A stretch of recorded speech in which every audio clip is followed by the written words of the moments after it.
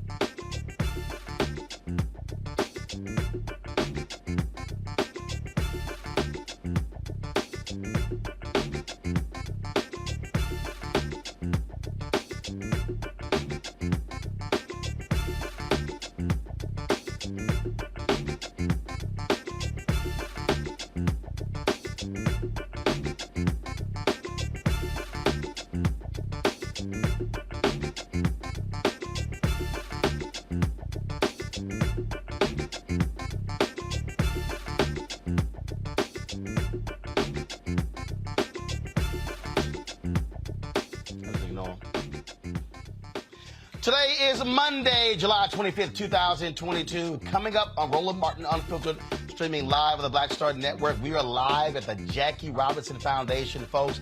They are unveiling this week, tomorrow, the Jackie Robinson Museum tonight as a big event for their donors and others. And so we're going to break it all down for you, folks, on today's show. That and more right here on Roland Martin Unfiltered on the Black Star Network. Let's go.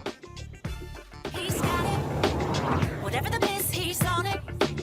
Whatever it is, he's got the scoop, the fact, the find. And when it breaks, he's right on time and it's rolling. Best believe he's knowing. Putting it down from sports to news to politics. With entertainment just for kicks, he's rolling.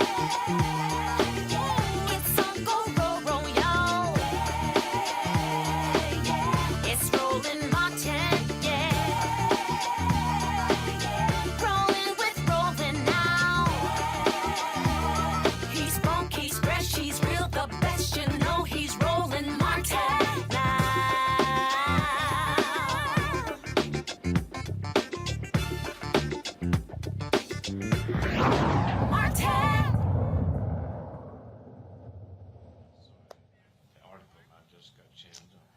Hey, folks, we are here in New York City for the opening of the Jackie Robinson Museum. This has been something that his family and the foundation, they have been wanting to do for a number of years. Y'all remember we were here for the groundbreaking. We covered that when I was on TV1. COVID hit. It got delayed. But this week, they are opening the museum. It is a fantastic space. Tonight, they have a sneak preview for their donors and board members and invited guests. One of those folks is baseball aficionado, Mr. New York himself, Spike Lee. So he was in the reception. I said, Spike, I'm doing my show live. I said, you want to step back? He said, when? I was like, well, going live now. We can do it now. Let's go. So he up the top. What's up, man? What's up, baby? All good, Doc. It's always good to see you. Indeed, man. Good to see you. Congratulations. You're doing your thing, man. Man, I appreciate it. And like, you're putting your money behind it too. So that's. Do your thing, man. Hey, man, it's going great. So we were sitting here talking, and so Spike said, he said, so you can be the ribbon cutting tomorrow. I'm like, yeah, we covered it live. Yeah, you here. And then we'll be live tomorrow night from the gala. The gala. We'll be live from the block party on Wednesday. Woo. That's what happens when you own. You don't have to ask anybody for permission, which you know very well. Well, I know that it's you someplace they tell you can't bring your camera, you ain't going. I know that. That's happened. That's happened. But the camera got in. Thank goodness for the cinematic on the iPhone. Woo. I just again, I know I sound like a broken record, but you're doing your thing. You've been doing it, and continue to do it because we need you. Man, I appreciate There's a lot of stuff that we're not getting. You get it. And you spread the word. You know, you're not just putting stuff in your back pocket. You're like, boom, check this out. That's the only way. That's the only way. Well, that's only for you, but I can't talk about some other people. Well, you know, hey, I can only speak for me. There you go. Only speak for me. And I appreciate you for doing that, man. I appreciate it. I appreciate it. And also, I'm not done yet. Go ahead. You've been putting the work in for years. Just I know Johnny come Soul Train. Now you've been you've been here. Yes, sir. You're gonna be here. Yes, sir. Yeah. That's it. Appreciate you. Absolutely. Absolutely. Of course, we had your wife on, a week ago for a documentary. So glad to see the things that she's doing. It's blowing up, too. Oh, yeah. Yeah, absolutely. yeah. Absolutely. Of course, and I was last year in New York for your Kaepernick documentary. I appreciate calling me, including me on that. You were laying down the knowledge, wisdom, some science to back that up. You know, you asked me a question, I'm going to answer it. They may not like the answer. That's why I need you in this. I need you in this. Well, that was it there. Man, let's talk about number 42. This brother here. Mm-hmm. So I was talking to a couple of my guys before. So they have a statue out there of him in his football uniform. Mm-hmm. And so Anthony, UCLA. He goes, who's that? I'm like, dude, Jackie Robinson. I said, baseball was his weakest sport. He was a greater football player, track player than he was baseball. Yeah. That's how bad this brother was. Bad brother. bad brother. And people, a lot of people, not a lot of people, we still don't fully understand. Jackie, along with Branch Rickey, changed America. And people understand that Jackie was 53 years old when he died. Yep. I mean, if you see him his hair. I'm 53. You're good. But no, but to your point. Yeah. His hair was white as snow. And those years where he made that deal with Branch Rickey that he had to keep it in, no matter how many times they spiked him, no pun intended, through his head, the insults, the death threats, and when you have to keep that in. Doc, that's it. But think about it. He sacrificed his life because he knew the first time it was over. He knew. The first time he retaliated, that would have been it. And the thing that people don't understand, and I really wish TNT would reissue the movie. Andre Braugher played him in the court-martial of Jackie Robinson. Mm-hmm. I cannot find that thing on DVD. Maybe there's a VHS copy. Mm-hmm. And what people don't understand, Jackie Robinson didn't take no stuff off of people. This was not a weak, meek brother. And that was before Rosa Parks. It was in Texas. Yeah. They said, we're going to court-martial you. He said, let's go to trial. And he risked getting a dishonorable discharge because he said, no, I'm not. He said, I'm not sitting in the back of the bus. He said, not wearing his uniform. And so you take that defiance and what he did in baseball to hold that in, because that was not his natural instinct. I read that Rachel said that when Jackie would come home, that blow of steam, he'd get a bucket of golf balls. They were white. And just whack. The biggest kick he can get. But he sacrificed. He was 53. I'm 65. 53. Diabetes. You're 53. I'm 65. Yeah, diabetes racked his body. All of that. And that's the thing. And I tell people all the time, when we talk about the Kaepernick documentary, I love when all these people were talking about how dare he kneel, and they would bring up black soldiers. I said, y'all clearly didn't read Jackie's book.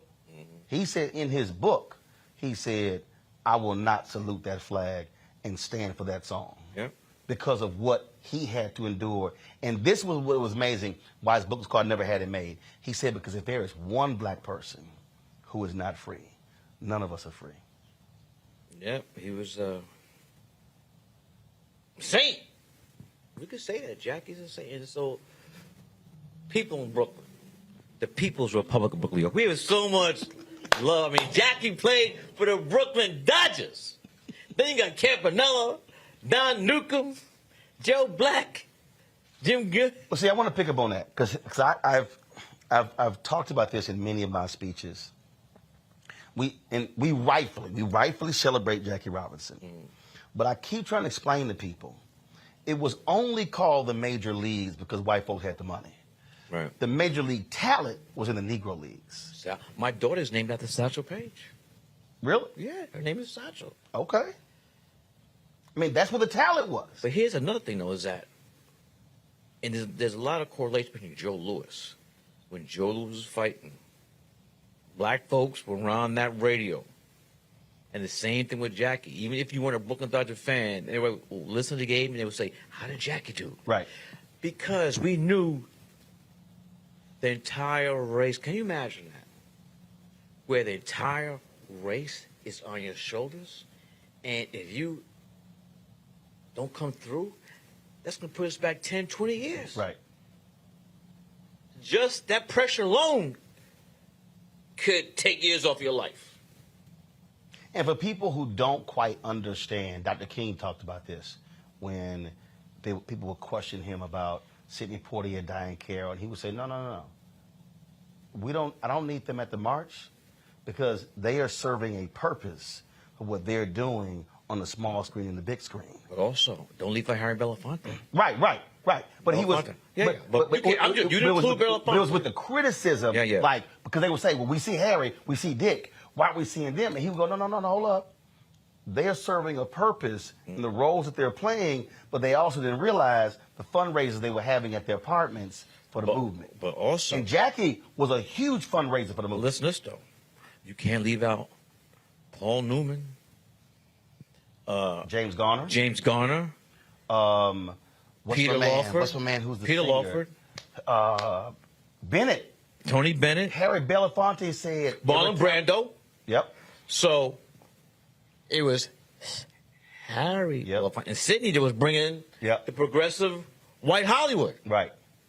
Diane Carroll was holding fundraisers at her apartments in New York. Yeah. Jackie Robinson, again, if people you haven't read his book, the fundraising that he did for the NAACP. I mean, he traveled around the country, and he didn't hold his tongue because he did not have a lot of good things to say about Roy Wilkins, who ran the NAACP. And again, this was a brother who was willing to criticize black folks, willing to criticize white folks. His whole deal was going after the liberation of black people. But I have to bring this up. He did feel very apologetic for one person to criticize. Paul Robeson. He testified before the Un-American Act, and that. Now, here's what's interesting. I had Della on my show, Della, who runs Foundation, and that came up. And in fact, someone is working on a documentary about that hearing.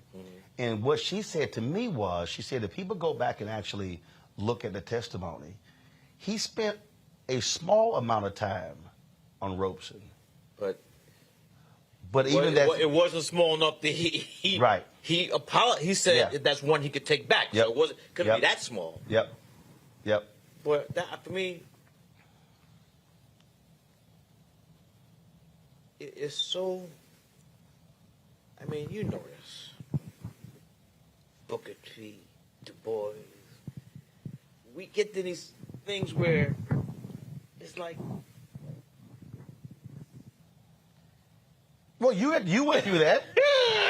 You went through it. Leave me out of this. No, you went through it, but y'all sat down. No, I tell you the story. You and Tyler. I called him up. I said, I'm gonna get on the plane. I said, I need to come down there. I'm gonna get on the plane. He said, Spike, come down. Gave me the tour of the mansion. The first one. Not the newest one. Not the newest. And later on, when he named one of the stages for me. Yep. But I saw that it was getting out of hand. It was like Spike's from the north, but I was born in Atlanta. I went to Morehouse. My father went to Morehouse. My grandpa went to Morehouse. My mother and grandmother went to Spelman. So I got southern roots, you know. But it was great that town. We squashed that. Right. We squashed it. No, he told me. Yeah, it was squashed. But see, that's why when I interviewed Matty Rich. What'd you say? When I interviewed Matty Rich. Yeah. And he was sitting there, and I was like, y'all hadn't talked? And he told me, I was like, and I was glad you answered. Mm-hmm. And because I was just, again, that's one of those things that my whole deal is, hey, I know him, I know you, and and his people hit me. He said, he got all the information. They haven't connected yet. I said, but that's the thing. That's where two men, two brothers, let's sit down, brother, and chop this thing up. Chop it up. And that's what's important. That's what's important. Yeah. When you think about this museum, and when people come through I think what's going to be so awesome, they're going to realize this man was way more than a baseball player.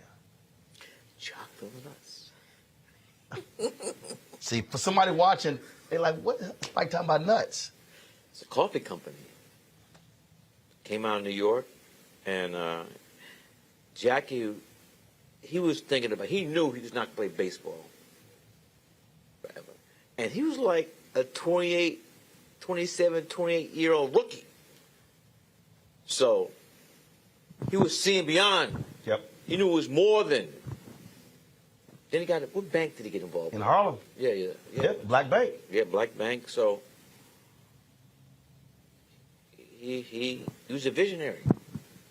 I just Visionary. that's where I hope people, when we think about athletes, that we look at them not just through the prism of when they play, that there are things that they do that go way beyond that. Same thing, whether we're talking about actors, whether we're talking about, Sam Jackson isn't just an actor. Denzel isn't just an actor. I mean, there's things that they're more than that, and it forces people to learn. Where did Sam Jackson go to college? That house. He went to Morehouse. Okay, he went to Morehouse. All right. Come on, man. I know you got a rep. We're on a black thing right now, man.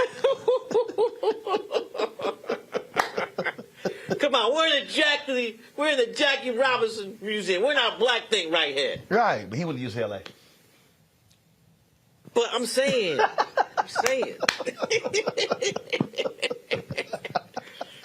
Wait. Was Jackie friends with Dr. Martin Luther King Jr.?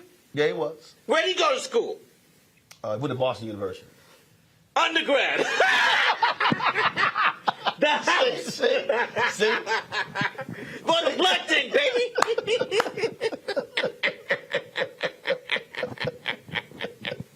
He went to the house. And also, Marty and I, Martin Luther King III, were classmates. Okay. Class 39. And my father was a freshman. Dr. King was a senior.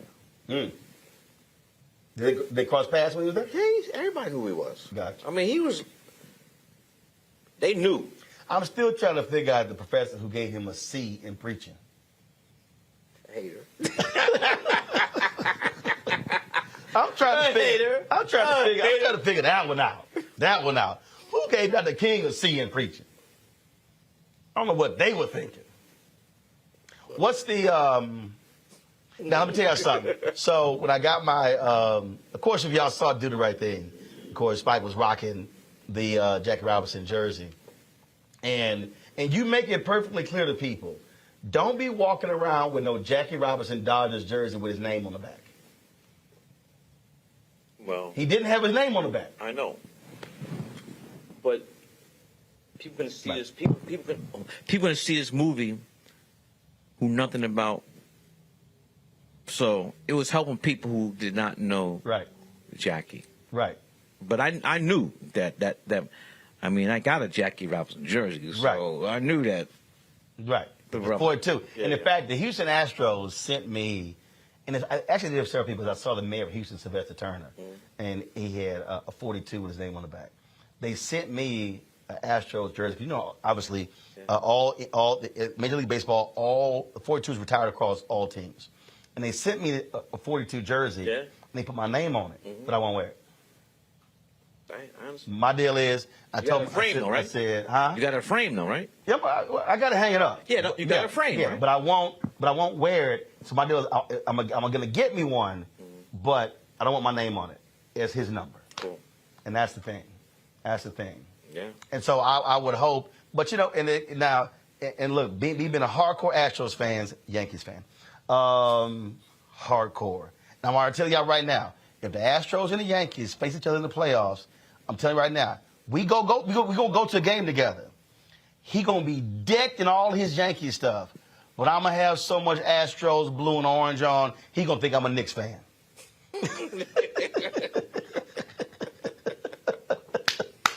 What's with this train that goes in the out? What is that? Oh, that actually that's a throwback to the Astrodome. When the Houston Astrodome, eighth one of the world, when it opened, whenever they would hit a home run, the scoreboard would light up, and they had a train that was going. So that's sort of a throwback to the Astrodome. The first time, this is a good story. You got to hear. Hold that mic up. 1968, the Astrodome.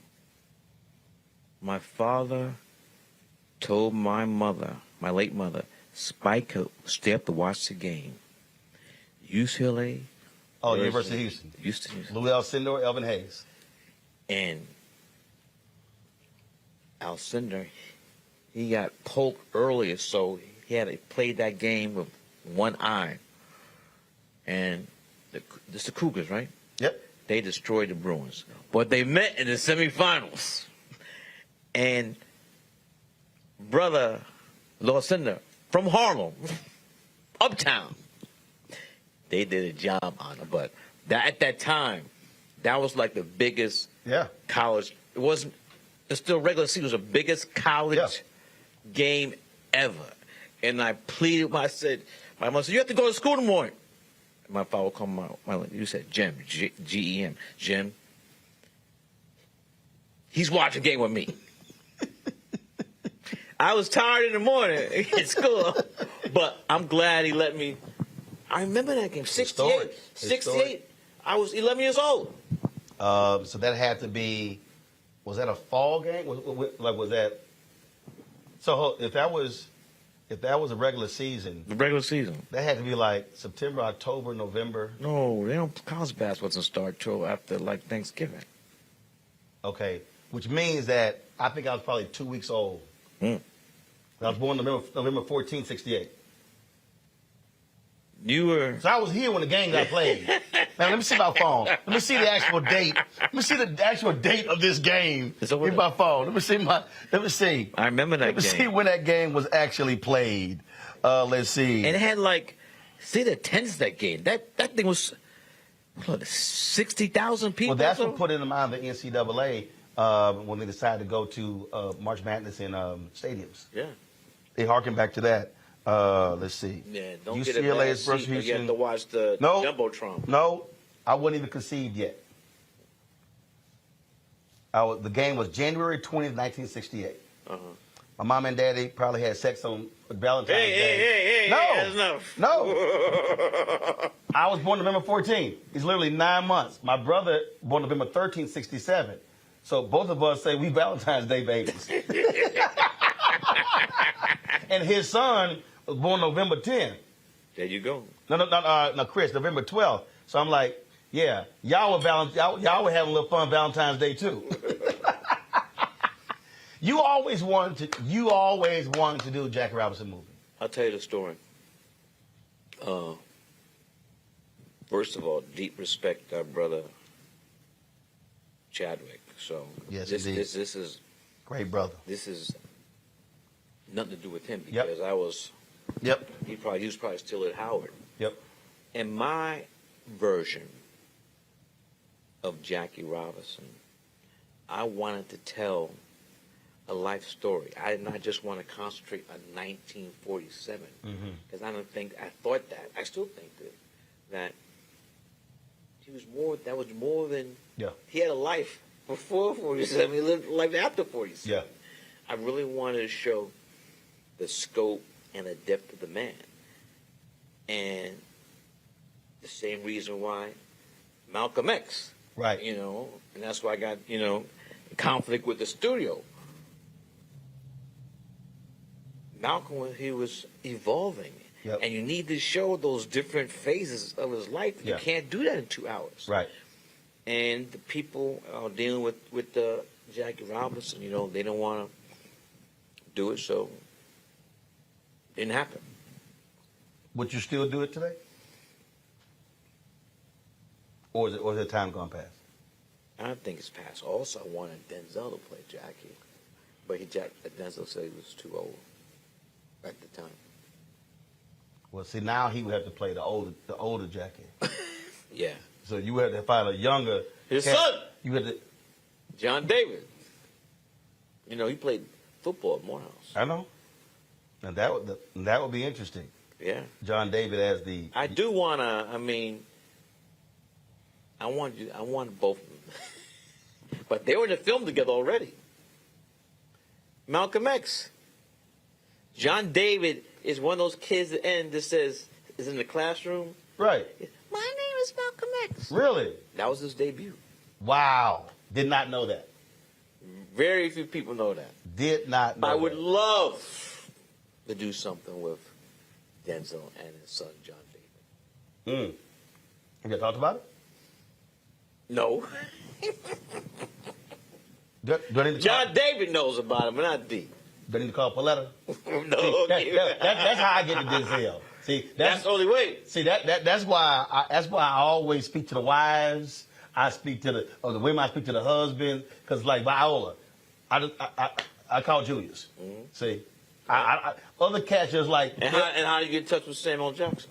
Oh, I hit Sam, but I met his wife first. Matter of fact, I met his wife and Pauletta first, and they were like, "Oh my God, Roland, we love you." And I was like, "Well, I'm sure appreciate that." And so you got the end. That's right. You never could see. It's like at the Fred Gray interview. I called Fred. I left the message, and his wife. I heard the message. She said, "He said I get all these interviews." She said, "No, you doing that one." She says, "You gonna do that interview, Roland Martin?" And when I went down to Alabama to do it, his wife and the daughter was there watching the interview. I gave him a shout out. I was like, "Y'all make that happen." She's like, "He doing his interview." See, so yeah, I don't ignore the wives. I don't ignore the wives or the husband. I always talk to them. You were just talking about when you mentioned Malcolm X. Yeah. And then I thought about you told me Harry Belafonte when he told you, "Man, why you keep calling Ossie and putting him in movies? You won't never call me." He says, Ozzy can sit one out. And then we made the call for Black Klansman. Woo! How old is Harry? 95. Turned 95 this year. We got to give a love shout out to Rachel. Yeah, sure. 100 last week. Just had a birthday. 100 last week. Looking sprightly out there. Just saw her. Just saw her, absolutely. The Queen. Rachel, my grandmother lived to be 100 years old. Wow. She put me through Morehouse and Spelman. She put me through. No. Yeah. Morehouse and NYU. No, he spoke right. He spoke, Are you trying to say that's a Freudian slip? Probably spent more time at Spelman than at Morehouse. No, that's not true. There's a line. What kind of TV is this? You can say it's my show. It's called Roland Martin Unfiltered. Well, I want to know what your It's called Roland Martin Unfiltered. Okay, there's a line in School Days where Jean-Carl Esposito, who plays Big Real Mighty, and I play the character Half Pint. He says, "Half Pint, you ain't seen no paws." That was me. So don't get it twisted. That was your part. That was me. No parts.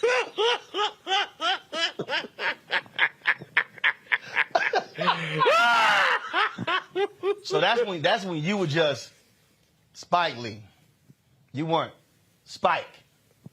Well, my mother gave me that nickname. Really? Yeah. What's your actual name?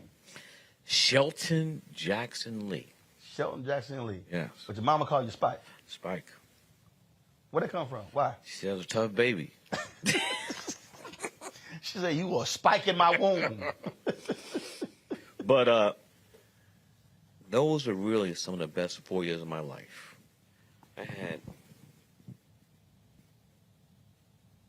There were trials and tribulations, but my mother said, "I'm giving Morehouse my baby, and I'm gonna get back a Morehouse man." Send the baby, came back a man. Yes. And you've been running ever since. Well, I've been blessed, but it's a lot of hard work. Oh yeah. But just blessed, and gotta keep going. Gotta keep it going. You know, that's what we do. You know, the thing that I'm not getting in trouble for that thing, right? No, absolutely not. Absolutely not. Well, the crew,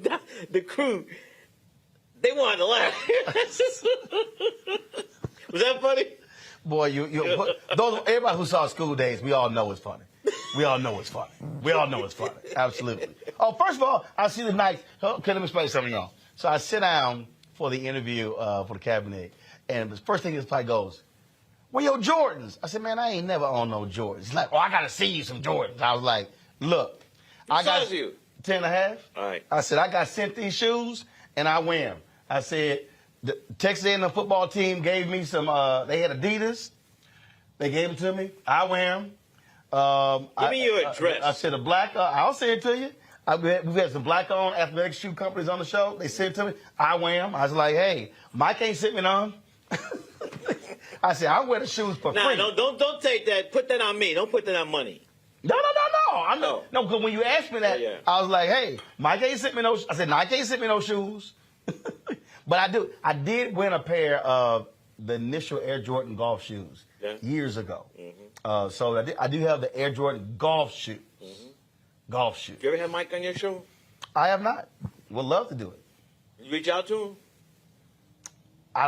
I last saw him at the F1 race in Miami. No. We've never exchanged numbers. Now, he knows who I am. We've spoken everything. Mm-hmm. But I would love to sit down and have a conversation with him. Would love to. Love to. Now, I know Fred Whitfield was on his team. Now, how's your golf game? Well, I played yesterday, and my man Wendell has the Original T Golf Classic. Yeah. So we had a team. We shot 1 under. But handicap 6.5. Can you hang with money on the golf? Mike is probably better than me, but he played way more than me. Plays every day. That's my point. On his own golf course. Wait a minute, him and Ahmad. Yeah. Him and Ahmad.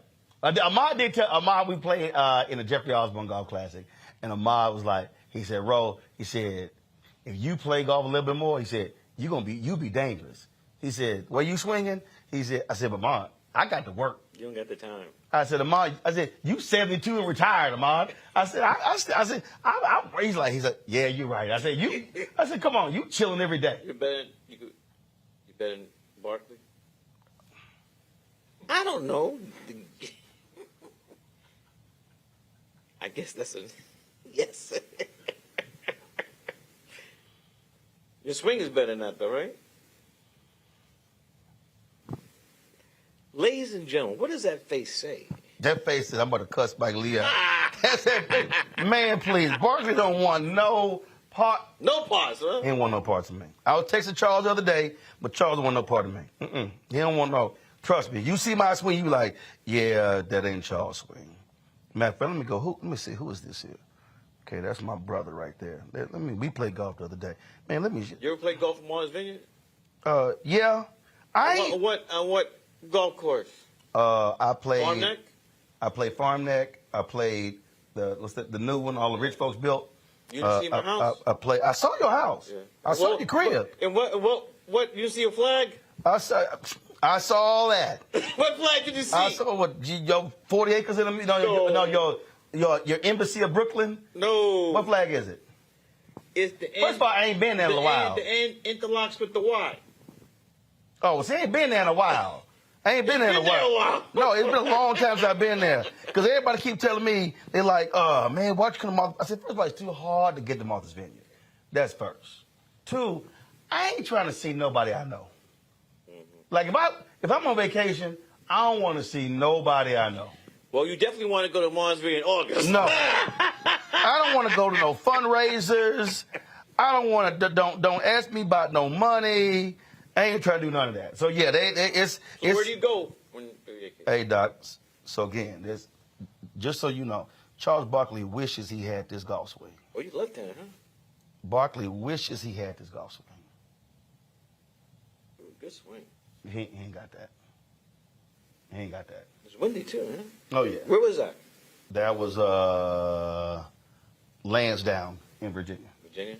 Yeah, but I'm a golf the ball. How long you been golfing? Took my PE at Texas A&M since 1987. One of the best decisions I ever made. You needed 4 credit hours of PE. You in class, all the other players. The brother's like, man, I'm going to take basketball, give me an easy grade. I'm like, hell, I've not played basketball. So my brother was here before me. He took golf. I said, I'm going to take golf too. One of the best decisions ever. That's how I connected with Sam. Yeah. Most cats I've connected with, it was through golf. Mm-hmm. It was through golf. Sam's good golf, right? Oh, yeah. Yeah. Sam golf his ball. Mm-hmm. When he stopped doing his own stuff to injure himself. So we got a chance to play around together at his club in L.A. So who else is a good golfer? Let's see here. Man, Ray Allen's good. Oh, Ray Allen can play. Have not played Ray Allen. Steph and I text. Yeah, he can golf his ball. Uh-huh. Steph can golf his ball. How's Obama's I'll game? play. How's Obama's You game? know, hold up. So here's the deal. I ain't never played with Obama. For 8 years, he kept saying, Roland gonna go out and play. And I'm like, bruh, 8 years. You don't want to go to Martha's Vineyard? No, he was playing at Andrews Air Force Base. I was like, bro, what's up? He called everybody else, and he left-handed. I'm like, what's the deal? What's the deal, B.O.? What'd you say about him? Huh? Well, you know.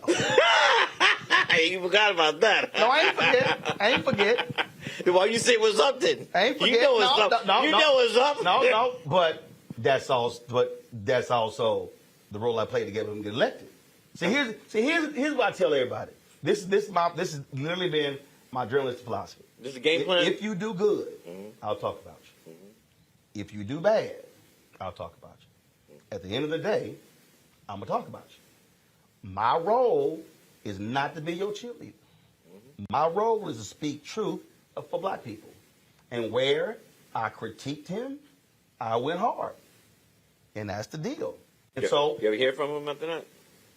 I mean, when he was in the White House, you know, they would invite me, you know, when he would do the anchor meetings and stuff like that. And I ain't never get invited to the birthday parties and stuff like that.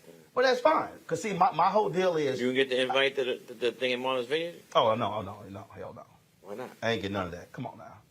I ain't get none of that. No, and I do. I really think it's because I am going to do what I do. And so, here's the piece.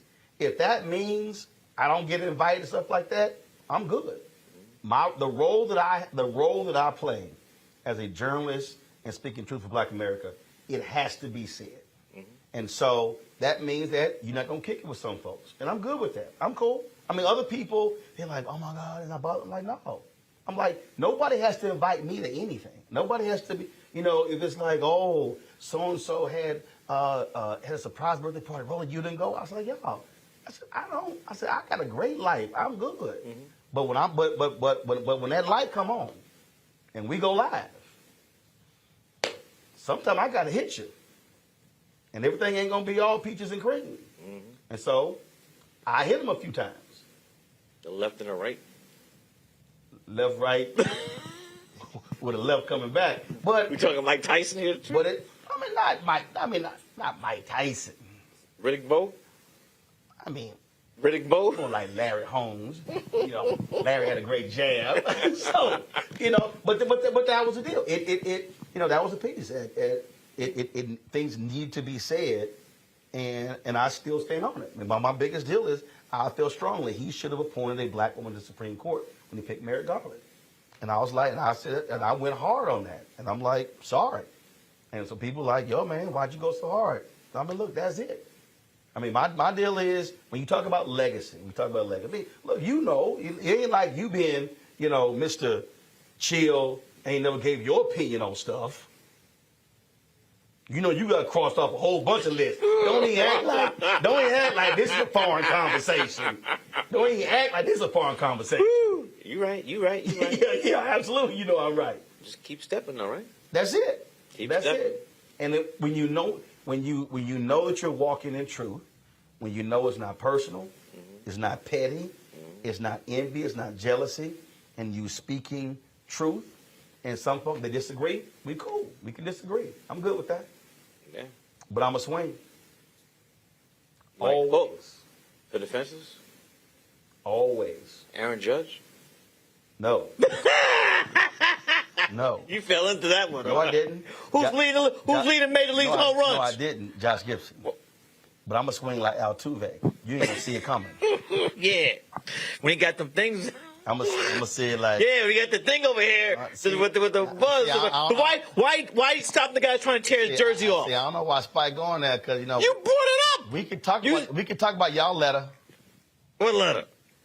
Oh, the letter Major League Baseball sent y'all. That y'all went to court to keep from going public. They became public. I never heard about this. Okay, shall we go to... shall we go to Google to discuss? We're going to commercial. We're going to commercial. Spike got to get back to the reception now. See? Ladies and gentlemen, it's time for a break. With that, baby, always good to see you, man. I appreciate it, baby. Thank you, man. I appreciate it. Thank you. We are going to a break. Roland Martin Unfiltered. live from the Jackie Robinson Foundation for the opening Jackie Robinson Museum. You're on the Black Star Network. Back in a moment. On the next Get Wealthy with me, Deborah Owens, America's Wealth Coach, you see the headlines. All frightening, right? Interest rates are going up. The recession is on the way. The stock market is up and down. But you know what they say. Scared money don't make money. That's why I'm excited on our next Get Wealthy to have a conversation with someone who has written a new book, Fearless Finances, and she's going to share exactly what you need to do to secure your bag regardless of the ups and downs of the economy or the stock market. Oftentimes you can start with as little as $5. That's right here, only on Get Wealthy on Black Star Network. Pull up a chair, take your seat. The Black Tape with me, Dr. Greg Carr, here on the Black Star Network.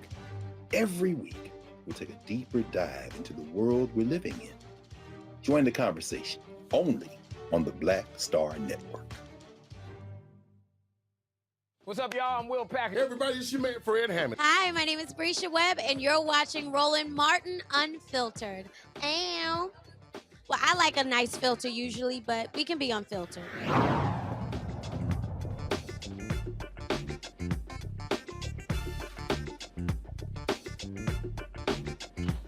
All right.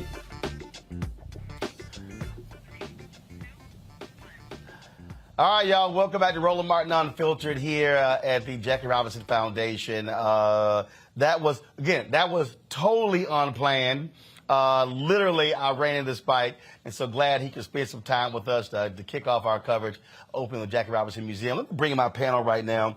Dr. Julian Malveaux, Dean of the College of Ethnic Studies, California State University, Los Angeles. Dr. Amakongo Dibinga, Professorial Lecturer, School of International Service, American University. And Renita Shannon, she is a Georgia State Representative. Glad to have all three of y'all here.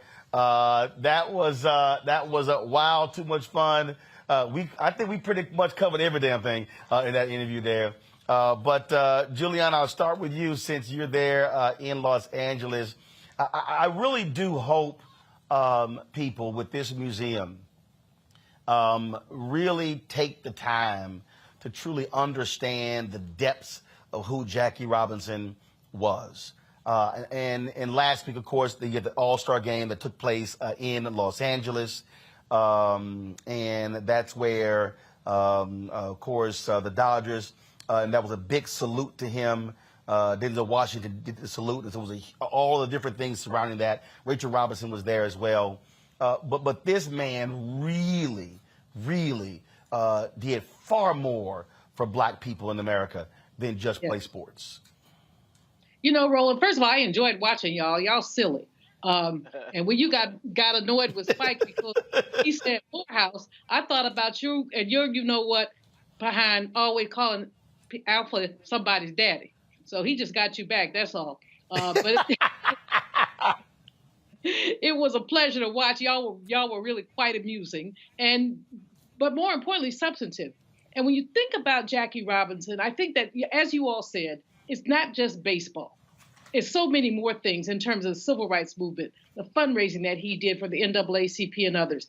And I think that, maybe y'all put it in a little bit of context, but I think the only thing that I had a huge problem with Jackie Robinson about was his cooperation with the House Un-American Committee and his testimony against Paul Robeson. And even if it was just 2 minutes worth of testimony, it was unnecessary. You all started out the interview talking about brothers who had funk with each other and how you all were able to smooth it over by being a man, by doing that. And I got that. But that was just Paul Robeson. America broke Paul Robeson. They broke him. And they broke him because too many black people cooperated with them. So bad respect for Jackie Robinson, but that, from my perspective, is a blemish on his record. Well, yeah, and look, the reality is, Omakongo, we go through this world, and there are things that we do that are great. There are things that we do that we wish we could take back, but it's a reality of life. And I think if we look at the totality of who he was, and that, we can say, hey, that was one instance where we wish Jackie Robinson did not speak against Paul Robeson, knowing full well what the American government was trying to do to him. But when you just look at how fierce he was in his criticism of Richard Nixon, of Barry Goldwater, of the Republican Party, and again, you read his book, he didn't hold his tongue against anybody. And as I said to Spike, including Roy Wilkins, who ran the NAACP. Yeah. And Jackie was out raising money for the NAACP.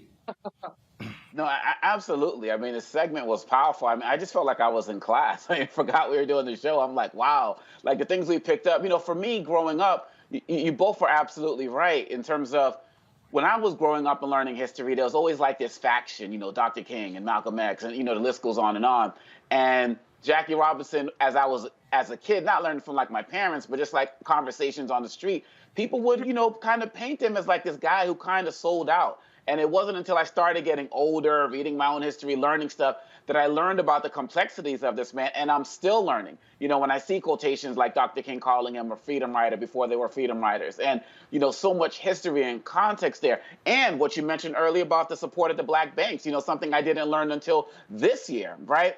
And we owe this to our ancestors and the people who came before us. We owe this to the Rachel Robinsons who are still here, who went through that with him side by side. Because if we don't do that, we're going to repeat that history. I see so much quote unquote, beef that happens today between celebrities who have much more in common, who should be fighting more things together than when they're separated. And if we don't really learn that history, we are really doomed to repeat it. That's why I also appreciated Spike talking about squashing the beef with Tyler Perry. And so really at the end of the day, what Jackie Robinson was doing, and that other thing you were talking about, Roland Martin, how Dr. King was talking about how certain celebrities who weren't visible in the face of the movement, he was like, you need to be in those spaces because you can support us in other ways.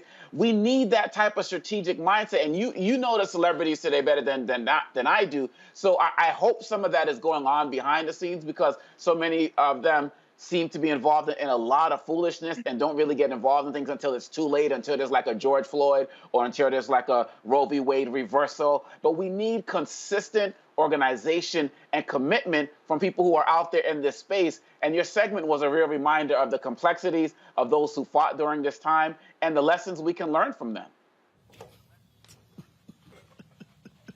Oh, absolutely, absolutely.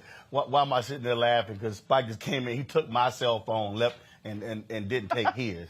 So I guess he just realized we probably got a phone. Yeah, this is my main phone. He took my backup cell phone.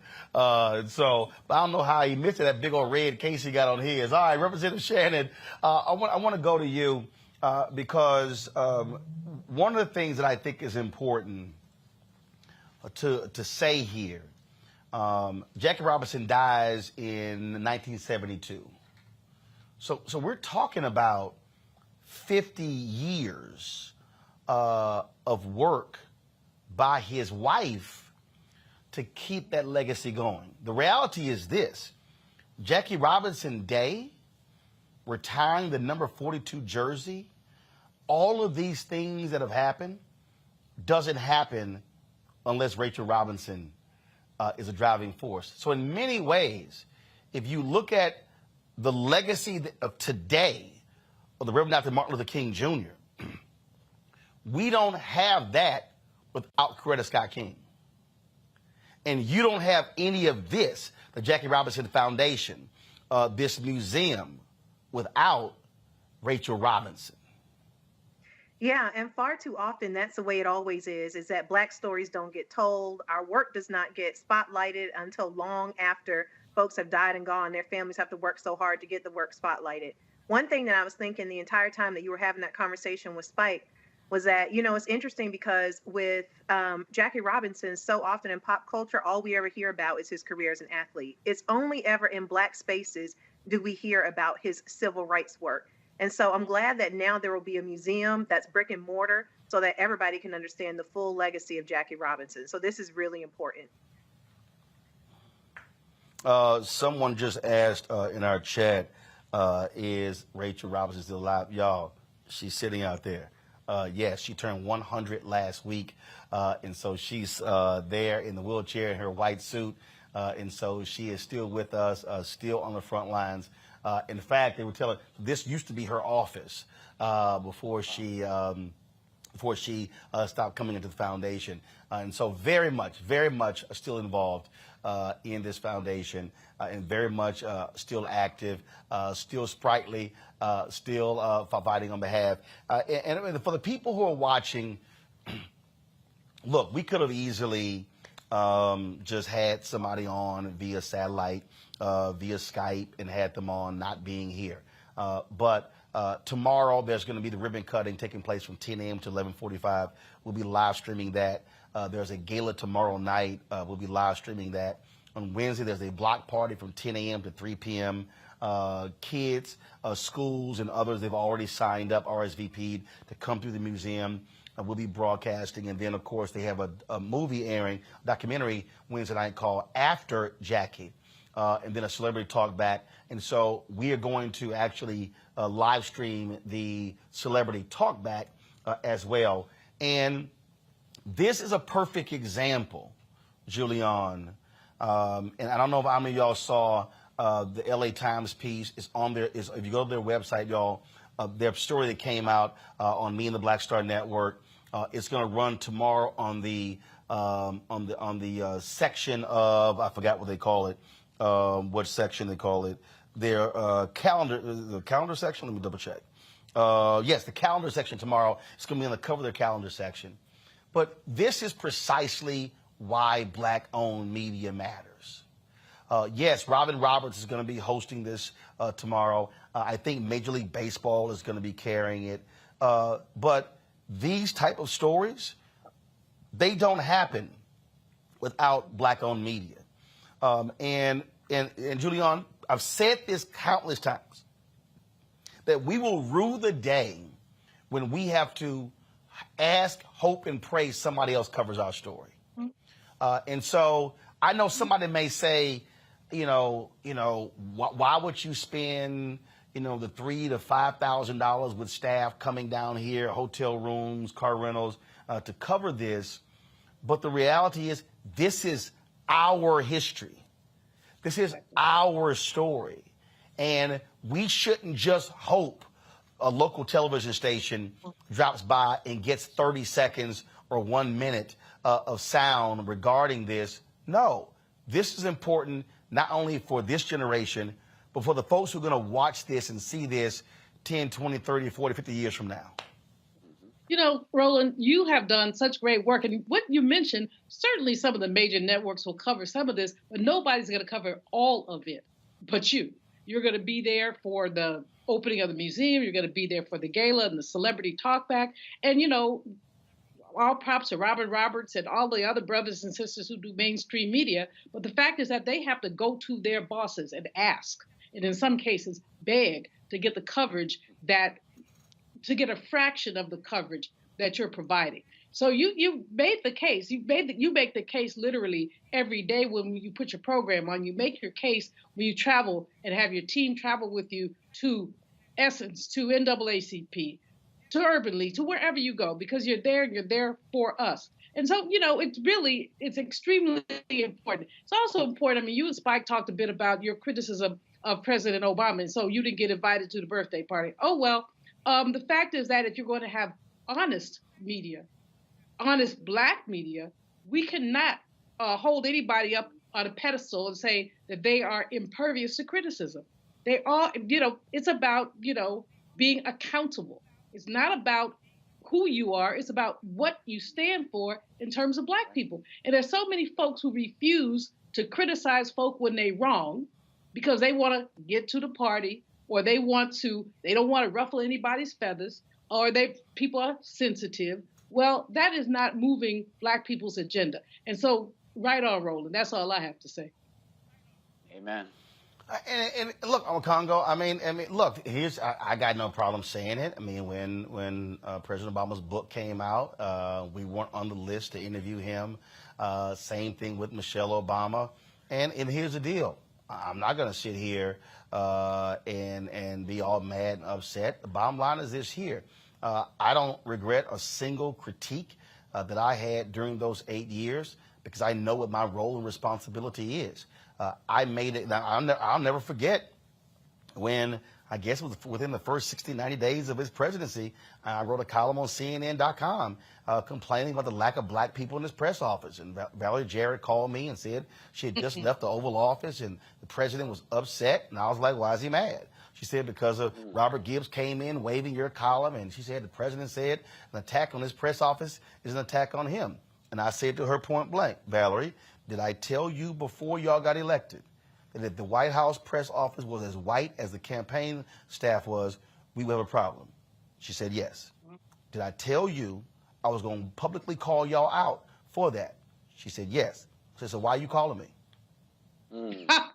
And then she was like, what? And then it's true. And then she said, well, how are we going to deal with this? I said, you go tell President Obama, go hire some more black people. I said, let me be clear with y'all. I'm here for black people. I said, nobody else. I said, if folk want to fight for other people, I said, I'm here for black people. I said, and I didn't sit here and carry water for y'all to get elected and not to see black people benefit. So when, you know, in 2014, when an article came out of Wall Street Journal saying $23.09 billion in small business loans went out to black people, went out to folks in America, and only black Americans only got $385 million, I immediately called the White House, jammed them up for 90 days, and pressed them hard on that. And so that's the point. I know what my role and responsibility is. Look, it's civil rights organizations mad as hell because I said something. Guess what? Get over it. This is what we are supposed to do. We are not here to be cheerleaders. We're here to be chronicles of what happened, but this is what happens. I just said Jackie Robinson was raising money for the NAACP and was critical of Roy Wilkins, who ran the NAACP. If black people who are in leadership are so sensitive to criticism from other black people, and yes, President Obama was. He hated black criticism. Well, guess what? If you got criticized by Republicans and you still sat down with him, well, damn it, you can suck it up and take mine. Yeah, look, at the end of the day, it's really about if you really love somebody, you really want them to succeed, you don't do so by giving them a blind pass, like so many people are doing with Donald Trump. Just let him do whatever he wants because we love our president or whatever. You show your love by holding them accountable, by challenging them every single day to be their best. And really, at the end of the day, they say, stay ready so you don't have to get ready. You got to continue to roll with the people that brought you to the dance. And at the end of the day, when it comes down to the black community, our leadership needs to be held accountable by us first.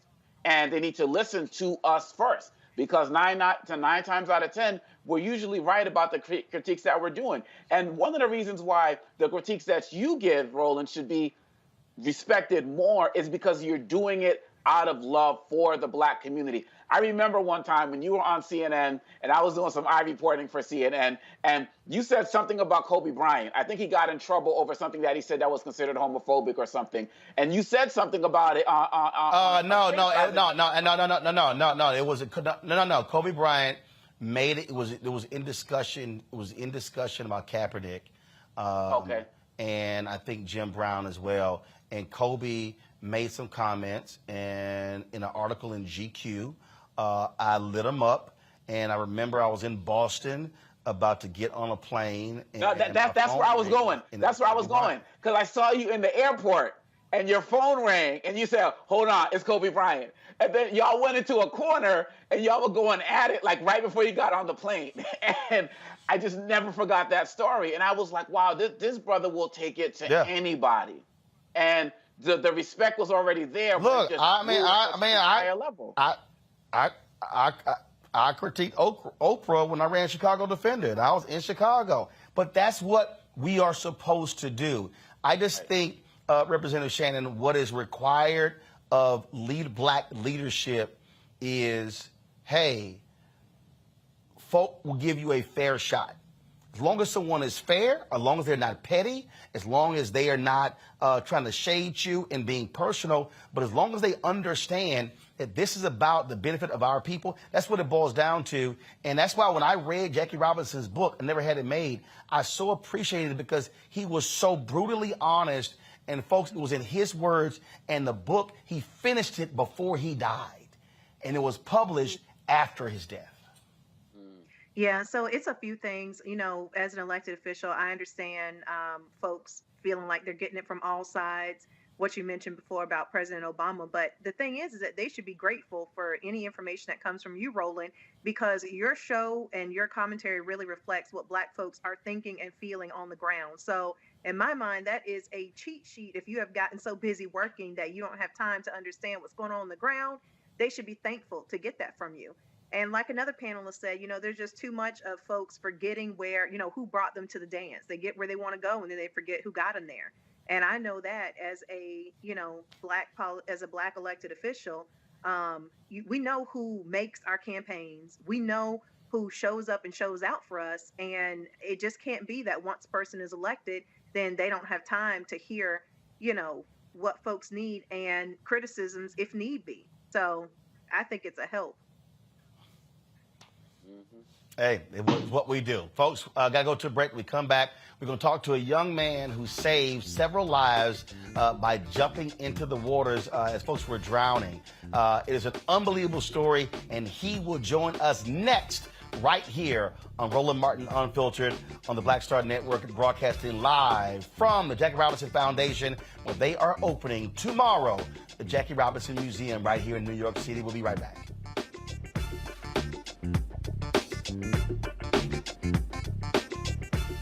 Hi, I'm Dr. Jackie Hood Martin, and I have a question for you. Ever feel as if your life is teetering and the weight and pressure of the world is consistently on your shoulders? Well, let me tell you, living a balanced life isn't easy. Join me each Tuesday on Black Star Network for A Balanced Life with Dr. Jackie. We'll laugh together, cry together, pull ourselves together, and cheer each other on. So join me for new shows each Tuesday on Black Star Network, A Balanced Life with Dr. Jackie.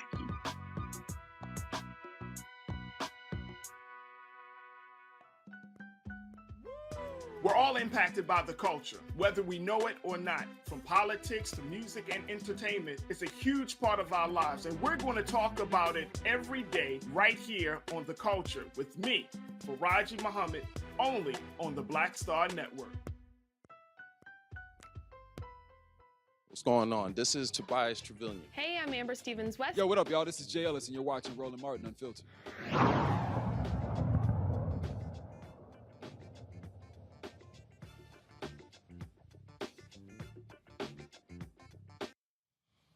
All right, folks, welcome back to Roland Martin Unfiltered. So how many of you saw this story that came out of Mississippi? And that is these folks actually had gone into the waters there, and then all of a sudden they were, having issues. And so this young man actually sees it, jumps into action, and saves them. He's a young brother. He's a teen. He saved 3 young girls as well as a police officer. Yes, folks, joining me right now on Roland Martin Unfiltered is that brother Corian Evans, joining us from Pascagoula, Mississippi. Corian, glad to have you on the show. How you doing, brother? I'm doing good. Glad to be here. So take us through what happened. Were you just walking along, riding a bike, and you saw these folks struggling in the water? What happened? Yes, sir. It was actually after a party. It was a party that night, and we were the party. After it ended, we were all looking for somewhere to go, and we had went to this place called The Point, but the Point had also got shut down. So that's when somebody was like, let's just all go to the boat dock under the bridge. We can just chill there, have a good time at the boat dock. We don't have to worry about any, police or anything. So we went under the boat dock and, we were just chilling out there having a good time. And that's when, by this time, everybody, a lot of people had left or were getting ready to leave. And I was getting ready to leave also. And also the car that drove in the water was, they were getting ready to leave. So, I was just sitting in my car on my phone. And So the car that went in, so the car that went to the water with the 3 girls, they were at the same party you were at. Yes, sir. Okay, got it. So you're sitting in your car, and then what happens? Yes, sir. I'm just sitting in my car, and I just like I see a car go behind me, and like they're like driving at a pretty good decent speed, like towards the water, and I'm like as I'm seeing this car, because I'm watching the car as it's driving towards the water, I'm like, where they going? Like the street that way. They must don't know that they're going the wrong way. Like in my head, I'm not thinking, they're about to run in the water. Like that's not even on my mind. I'm just like, they're gonna realize they're going the wrong way and turn back around and go to the road. And then I just seen them keep going and going into the water. It was like a ramp going down into the water. And so as I'm just watching them, like I'm in my driver's seat, but I'm watching them from behind me, and I seen them just go straight down the ramp, and I realized I couldn't see their tail lights no more. Like I seen their tail lights driving, and then I just seen it go straight down. And I'm like, it's water down there, but like at first I'm not really just reacting like, it's water. They just ran into the water, because like that's not even on my mind. Like, I'm like, there's no way, they just ran into the water. And then that's when I seen somebody else, like they were like across the boat dock from me, like parked out like across, and I seen them get out of their car and run towards the water. That's when I got out of my driver's seat, got out of my car, and I took out running towards the water. And like as I'm getting close to the water, I'm hearing people saying, help us, help, just screaming help as I'm getting closer. And when I finally got close enough to see what was going on, that's when I seen the car in the water, and I seen the 3 girls outside of the car saying help. And that's when I just ran. I ran on the side of the boat dock, up the side of it, and I took my shirt off and threw my shoes off, took my phone out of my pocket, threw my phone down, and I just jumped in the water. And then the first I had to grab the girl that was closest to me, like from me coming to the shore, because she had tried to swim a little bit out. First I went to help her. I had to get her and bring her back to the shore. But out there, like, it was one girl tried to swim away from the car, and it was the 2 other girls were like, they were still like close to the car, but the car was like underwater. You could still see the lights, but the whole car was like basically sunk under the water. And they were still by the car, and one of them was like panicking, like one of them was panicking bad. And so after I took her, it was somebody that showed. I just kind of, when I felt my feet hit the ground, that's when I like kind of pushed her forward, because I'm like, she can walk from here, because I feel my feet hit the ground. And that's when I turned around to swim back, and then I seen one of the girls panicking in the water. But like I said, some of the car, like the top of it and the front, like kind of the front windshield was still above the water a little bit. And so I went and got her, and I'm swimming her to the car. I'm like, come on, let's go to the car, come on. So we get to the car, I'll get them on top of the car. I'm telling them, catch your breath, calm down, catch your breath. Y'all need to catch our breath. Y'all been swallowing water. And so we're just sitting on top of the car, and that's when the officer arrived. That's when Officer Mercer arrived. And he got out of his car, he ran over there, and he got in the water, and he like swam to us on the car, and he's just telling her, hey, you're gonna be okay, you're gonna be safe with me, I'm gonna get you back to the shore. Like he's telling her she's gonna be okay. And she got like directly on his back, which wasn't really the right thing to do, because when somebody is on like directly on your back and you're trying to swim, you're not gonna be able to swim. You're just gonna they're gonna take you under, because you can't even, you're not as flexible as you would be if you're just swimming. So when she got on his back, when they left the car and tried to swim back to shore, she started taking the officer under. Like he was going underwater, trying to come back up. He was saying, I can't. Like he kept saying, I can't.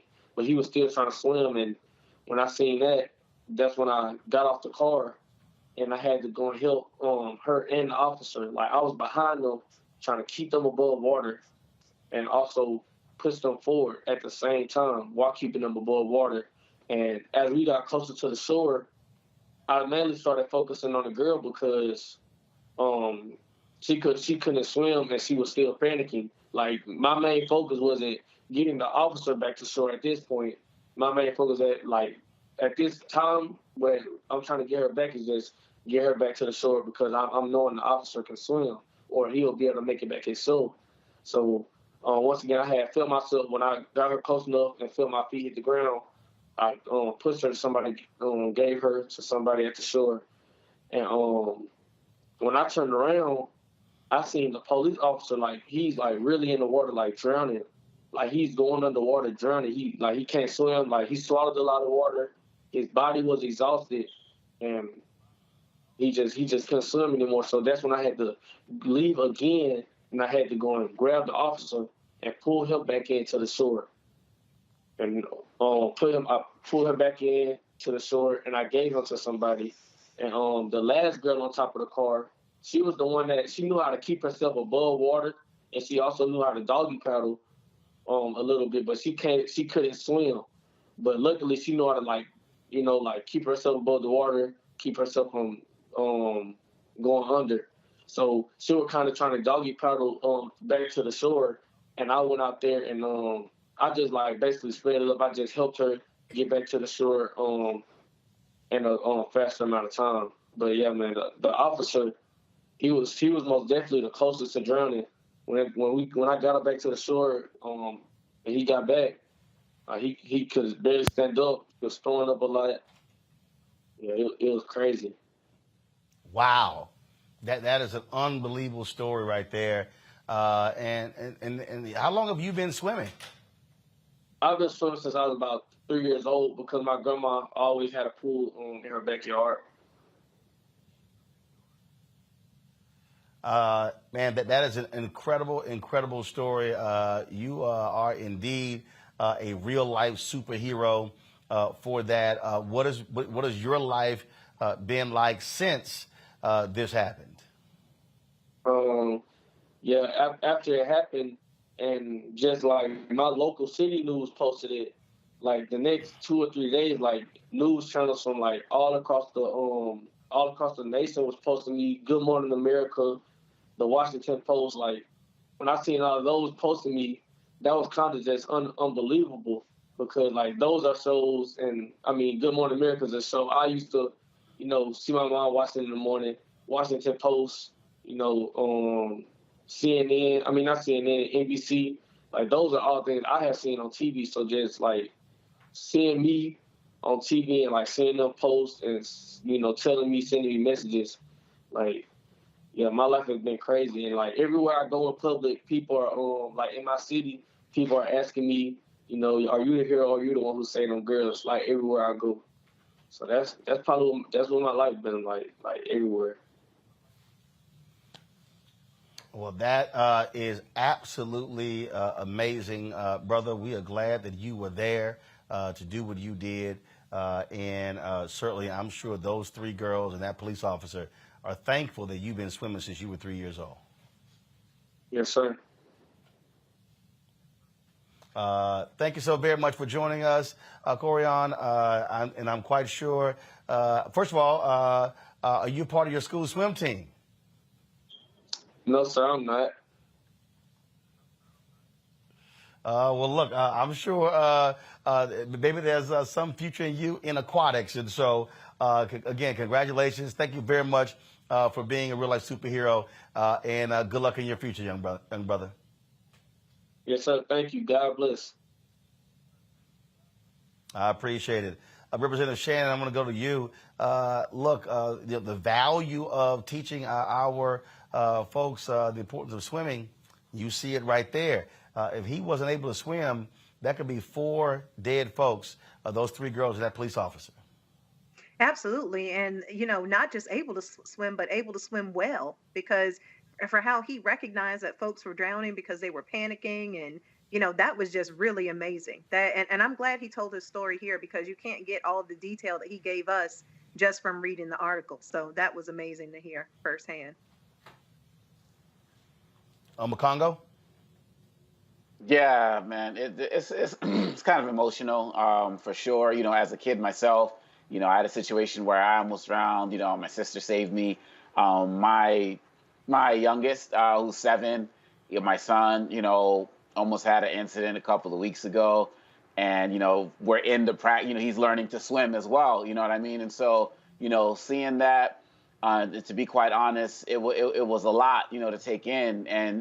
I'm so grateful at the same time to see this hero. And to be quite honest, there's a deeper layer to this because of the history of Black people and swimming in this country not being allowed in pools, entire neighborhoods shutting down so that pools wouldn't integrate, and all of that other type of history that we were denied. And so that the fact that this young brother was able to do that since 3 because of his grandmother, it clearly benefited an entire community of people whose family members are alive again, today because of them. And then, of course, just I don't even know if these kids were Black or if the cop was Black or white or whatever, but, you know, just as it relates to Black, you know, and police relations, it's a positive story, because outside of these tributes that is being praised, how would these officers treat this brother on the streets? You know, so there's so many beautiful lessons that we can take from the story of this hero. And I'm just glad that you had him on to really go deeper into his story, man. It means a lot to all of us. Julian. You know, you see a young man like that, you can't feel anything but pride. As you say, the whole issue of swimming with Black people is really important, but he learned how to swim in his grandma's pool. But more than that, he extended himself. He had to be in really great shape to go to basically save 4 people. And again, like Omakongo, we don't know what the race of these people was, but what we know is that his humanity basically came out. I hope that he continues to swim and perhaps gets a swimming scholarship somewhere, or that he's lifted up in that little area I know, Pascagoula, Moss Point. I was exiled there for a year when I was in high school. Won't tell you all about that, but anyway, it's You probably cussed the teacher out. Well, actually, see, I got put out of about 3 high schools for, among other things, joining the Panthers. I did cuss one teacher out. Another one, I asked her what the statistical probability of me turning my paper in on time was. That got me in some more trouble. Okay, at least I'm consistent, y'all. But in any case, that my aunt Annie Mae Randall taught 60 years worth of the 5th grade. And so people down there know Miss Randall, as they called her. It's an interesting area. It was very segregated, you know, in the late 60s, early 70s, perhaps less so now. But it's an area, it's a small, homey kind of area. And so it just did my heart good to see that young brother. I mean, really, young men, you don't run into young folk like that often. And so just hold him up. And Roland, I hope that through Roland Martin Unfiltered, we can get something together to help him out as he goes to the next level, college or whatever. Yeah. All right. Well, we certainly will find out. Folks, hold tight 1 second. I got to go to a break. We'll be back with more Roland Martin Unfiltered on the Black Star Network. Folks, we are here live with the Jackie Robinson Foundation. Don't forget to support us in what we do. Download the Black Star Network app, Apple phone, Android phone, Apple TV, Android TV, Roku, Amazon Fire TV, Xbox One, Samsung Smart TV, and of course, be sure to join our Bring the Funk fan club. Your dollars make it possible to do what we do, to travel across this country, cover the stories that other people do not cover. Checking money orders for all y'all folks who don't believe in new technology. Yeah, we still do old school. P.O. Box 57196, Washington, D.C. 20037-0196. Cash App, $RM Unfiltered. PayPal is R Martin Unfiltered. Venmo is RM Unfiltered. Zelle is Roland at RolandSMartin.com. We'll be right back. Sexy to me is the exact same feeling as running water. Ever flowing. Water always finds a way to get through. And so when you know that you're sexy, there are no questions about it. It is an ever-flowing emotion. It is an ever-flowing feeling. When you question it, though, you stop the water. I struggle with this a lot, mainly because I've been told what sexy should look like, what it should feel like. As a model who did Sports Illustrated, you're told that this is what sells sexy, But then you travel the world, and what's sexy to one person is not sexy to another person. I'm more of a mindfuck kind of person. How can you stimulate the brain? Mm-hmm. To me, that's sexy.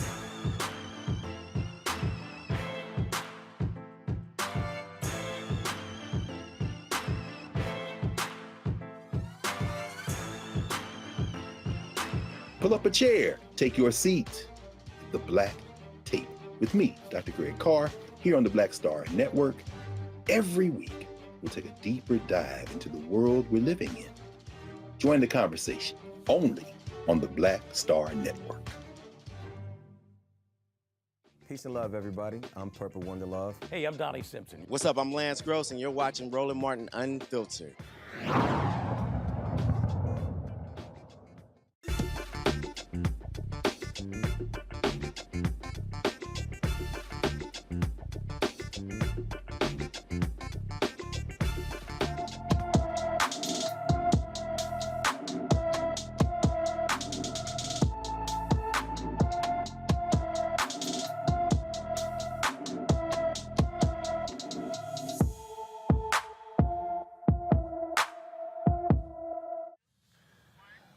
Paris Godby has been missing from Memphis, Tennessee since March 2nd.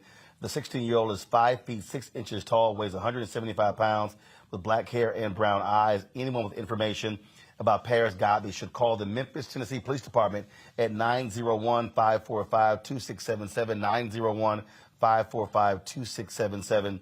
And some sad news, folks, about one of the black and missing folks we reported on last week. 20-year-old Jimmy J. Lee is presumed dead. A suspect has been charged with the murder of the missing University of Mississippi student. On Friday, Oxford police arrested 22-year-old Sheldon Timothy Harrington Jr. for Jimmy's murder. Police have not released the connection between the two, and they are still looking for Jimmy's body. Jimmy was last seen Friday, July 8th, near some campus apartments. His car was found the same day he went missing, about 2.5 miles off campus. Jimmy was last seen wearing a silver robe or house coat, a gold sleeping cap, and gray slippers. Anyone with information with regards to Jimmy J. Lee should call the Oxford Police Department at 662-232-2400, 662-232-2400. Folks, as I told you, we're here in New York City for the grand opening of the Jackie Robinson Museum.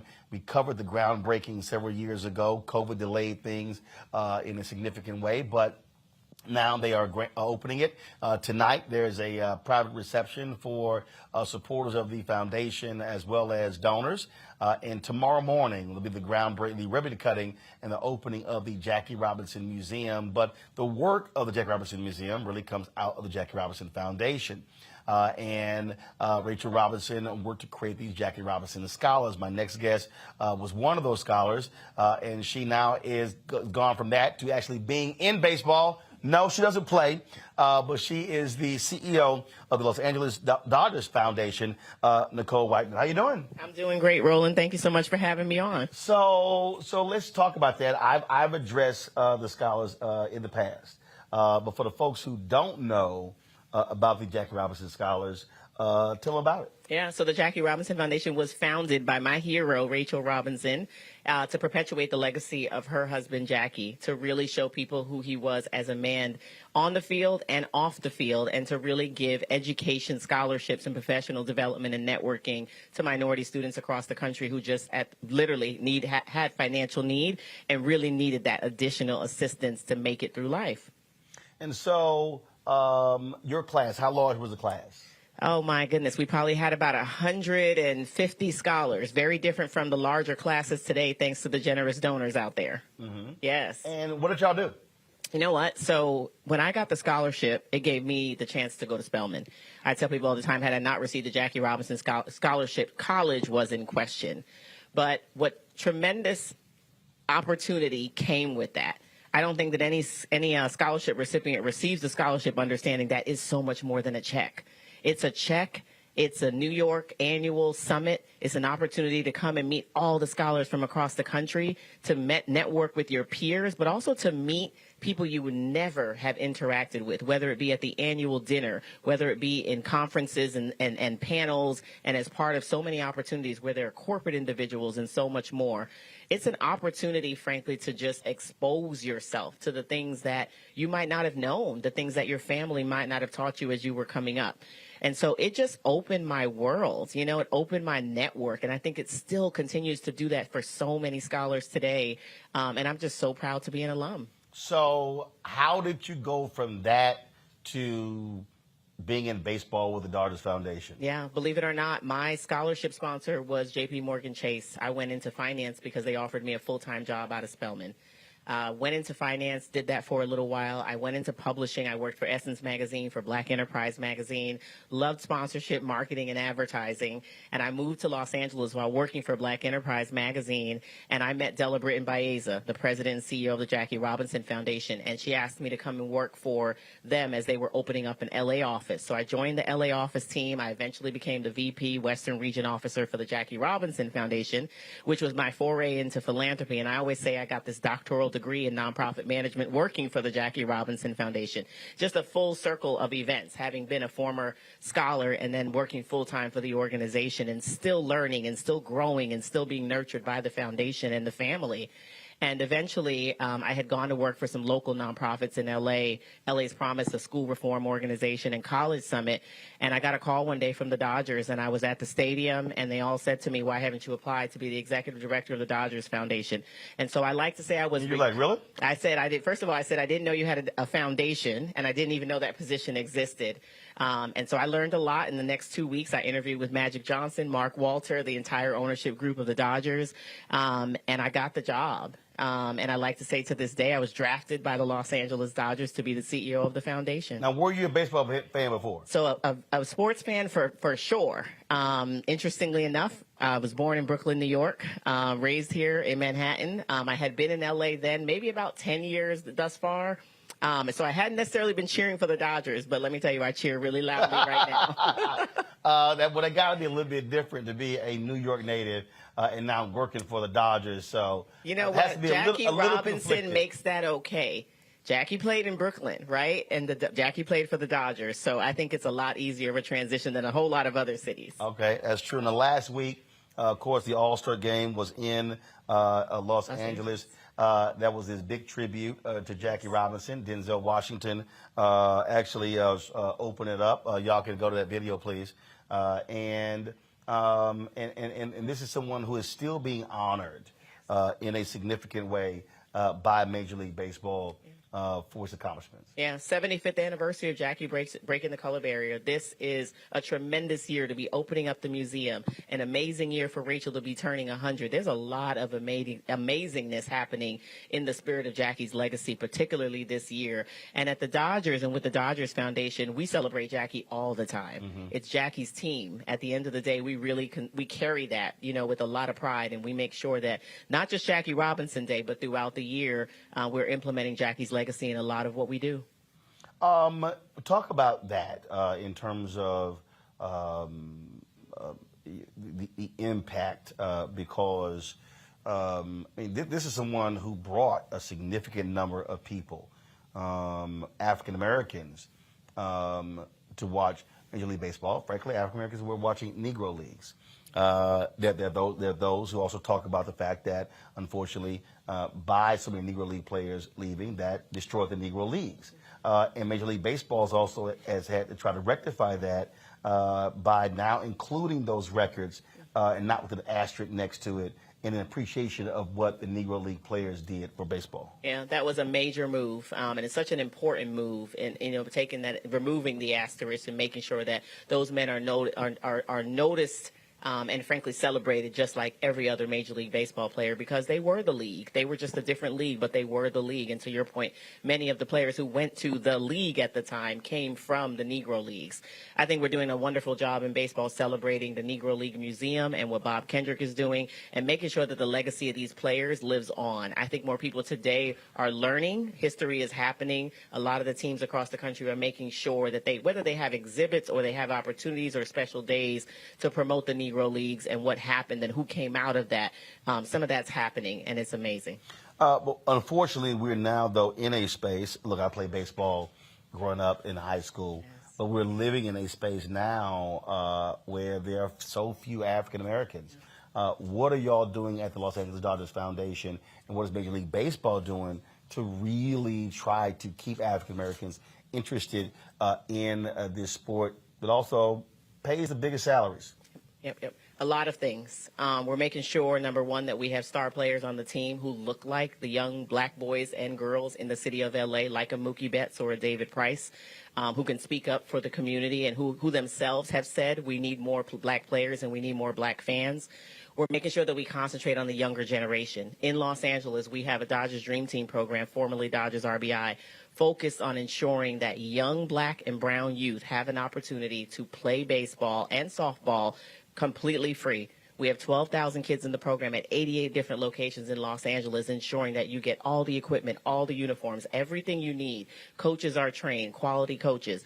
We did an assessment 10 years ago when we found out that the reason why our young black boys and girls weren't playing baseball or softball, it's expensive. Yep. It's an expensive sport. It's very different from a basketball. It's very even different from football. It's and a now very you have the expensive traveling sport. teams. Now you have, which are essentially pro leagues. You have a lot of working families to go along with those traveling teams, so that can be a reason that a player doesn't play.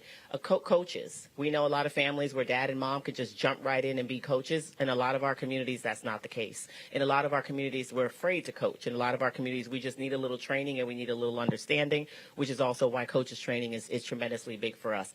It starts with the younger generation. We have to start, and we might not see some of these results for some time, but we have to get back to working on the young black boys and girls and showing them that baseball is an opportunity, softball is an opportunity. On the softball side, bringing Olympians like Natasha Watley out so people can see people who look like them.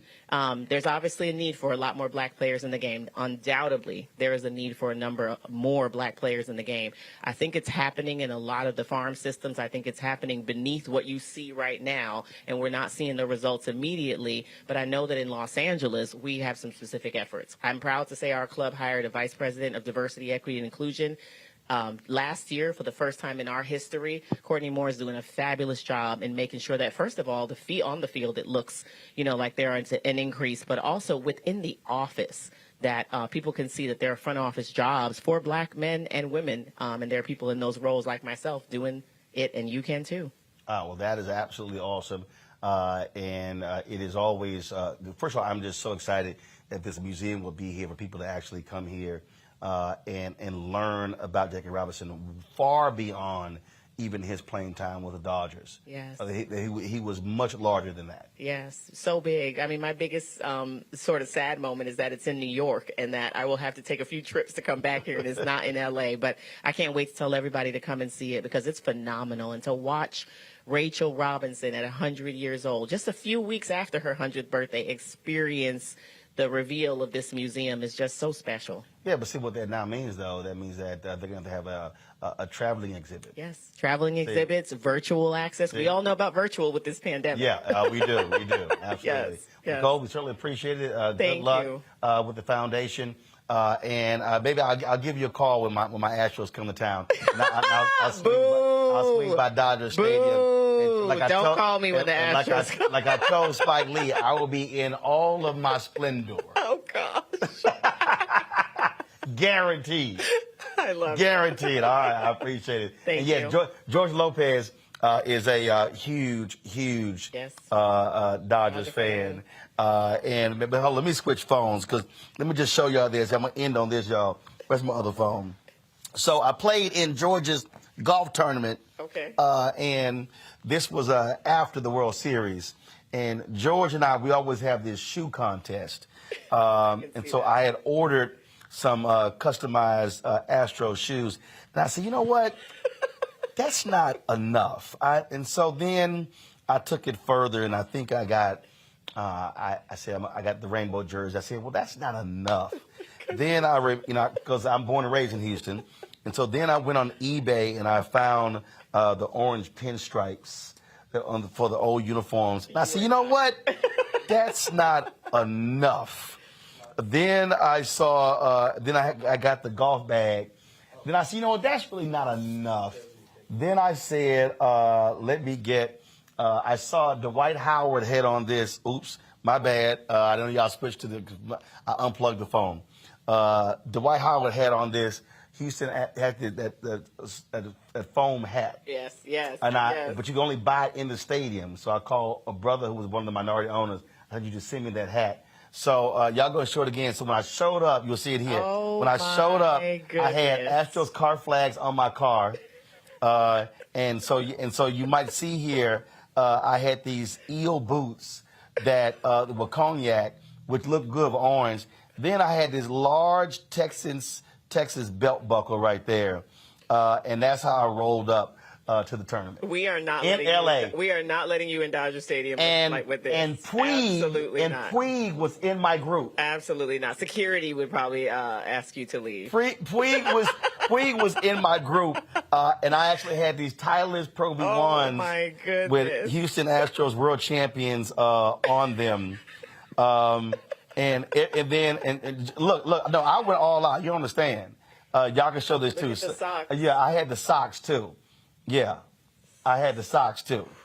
So yeah. Wow. Now and last year, y'all come back. Last year. My heart is hurting. Oh no! Last year.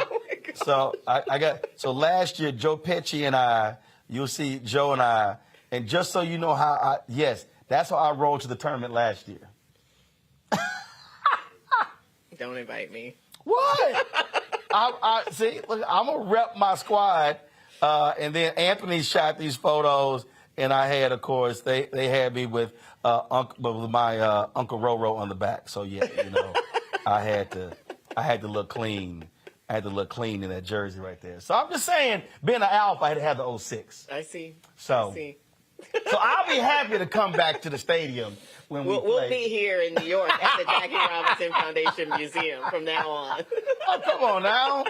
I know Holly Robinson Pete. She's still mad at me because she blocked me on Twitter after we won because her son was a bad boy, I think, and she really wanted RJ to get that ring. Yes. And I was like, sorry, Holly. Yeah. Well, he got a ring in 2020. Yeah, she blocked me for like a year. He'll get another ring, too. Yeah, okay. Yep. Yeah, we're going to get another one, too. All right.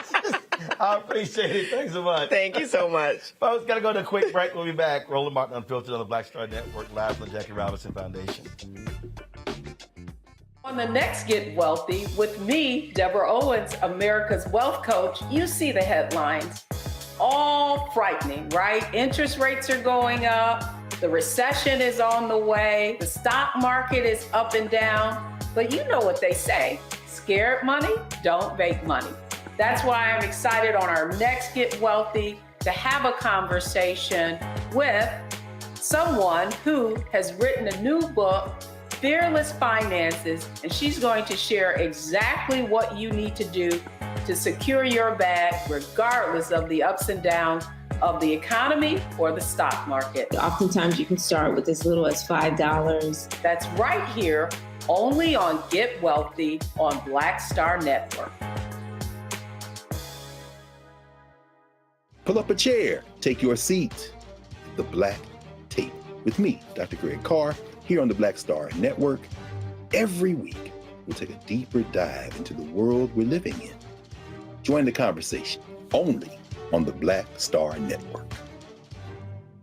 Hi, I'm Dr. Jackie Hood Martin, and I have a question for you. Ever feel as if your life is teetering and the weight and pressure of the world is consistently on your shoulders? Well, let me tell you, living a balanced life isn't easy. Join me each Tuesday on Black Star Network for a Balanced Life with Dr. Jackie. We'll laugh together, cry together, pull ourselves together, and cheer each other on. So join me for new shows each Tuesday on Black Star Network, A Balanced Life with Dr. Jackie.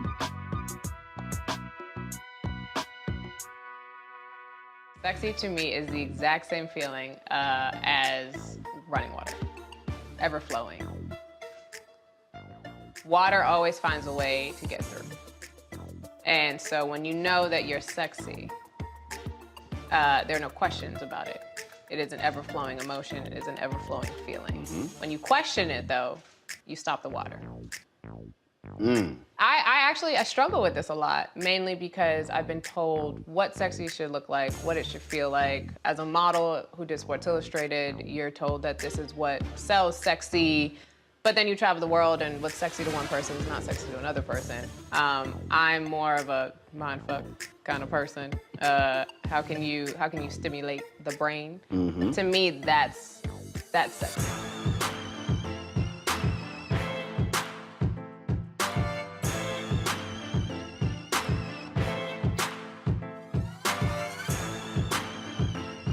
How y'all doing? It's your favorite funny girl, Amanda Seals. Hi, I'm Anthony Brown from Anthony Brown and Group Therapy. What up, Lana Well, and you are watching Roland Martin Unfiltered.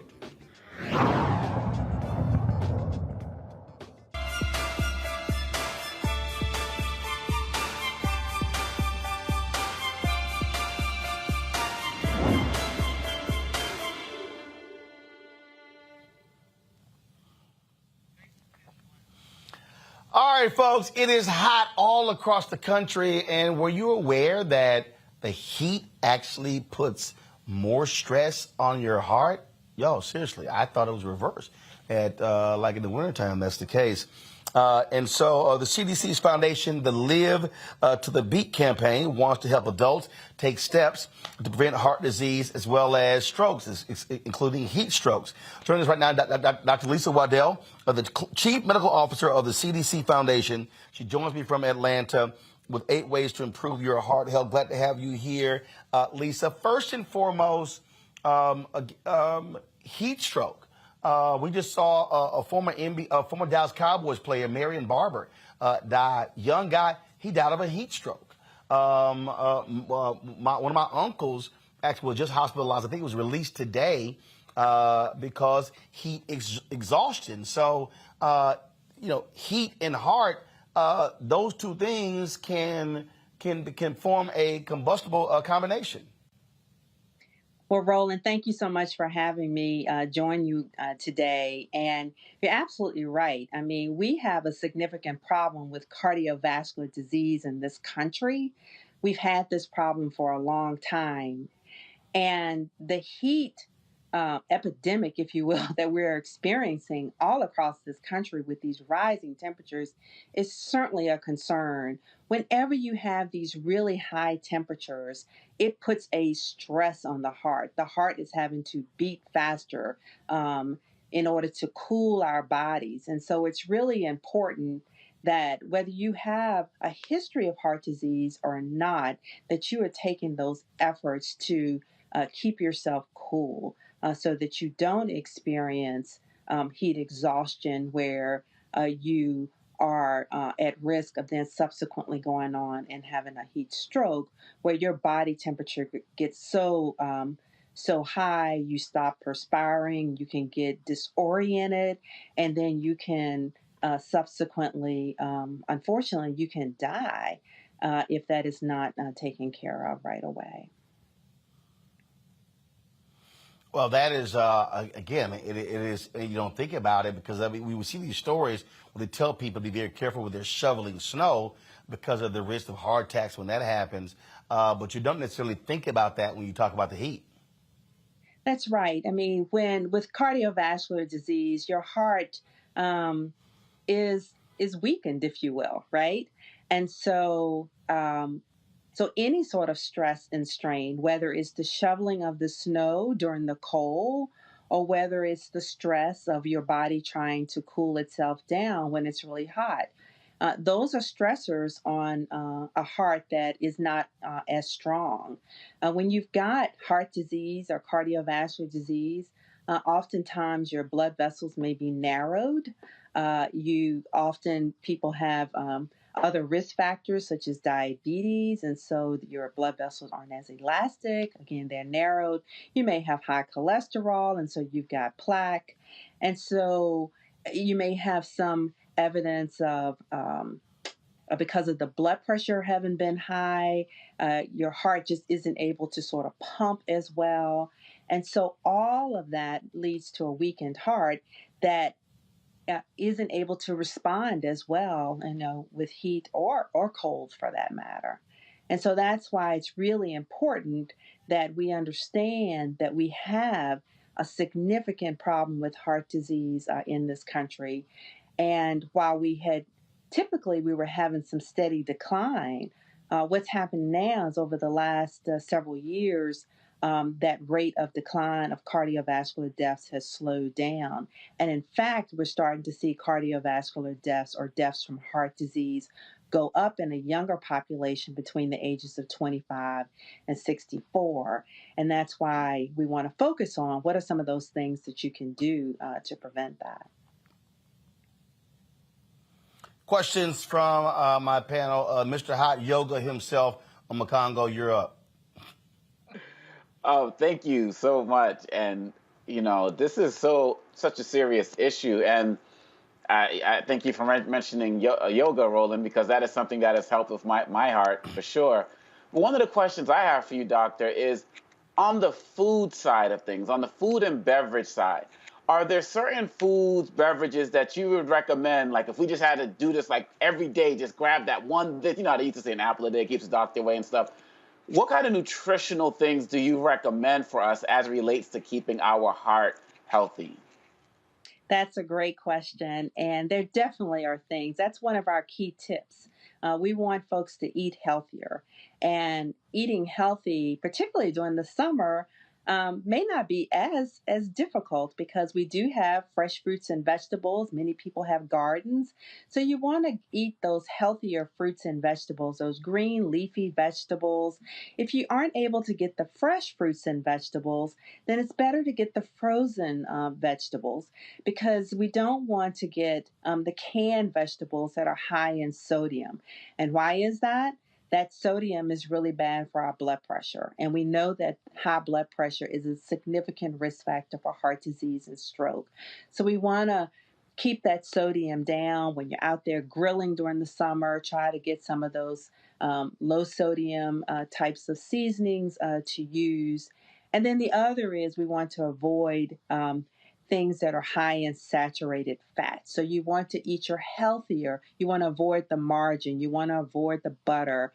And instead use some healthier olive oil.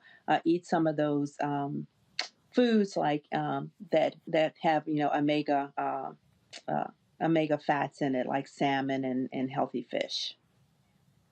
Thank you. All right. Representative Shannon, you're next. Sure. So I'd like to ask you about the correlation with COVID and also some heart problems that we're seeing, particularly with Black folks. You mentioned that heart disease has been on the rise, and I know we were seeing articles last year that after folks had COVID, Black folks were predisposed or were having a higher incident of strokes and just things related to heart issues. Do you have any information just around what folks can do if they've recovered from COVID? What they should be looking out for to just combat any of that? I'm so glad you asked that because we had a problem before COVID. We certainly had a problem during COVID, and we have a problem ongoing after COVID. And part of the issue is that during COVID, many persons changed some of their activities. You know, if people were physically active, some of that actually was lessened. People were not comfortable, obviously, for exercising inside. More people picked up weight and gained weight during COVID. And then people deferred going to the doctor for their wellness visits and getting their heart checks.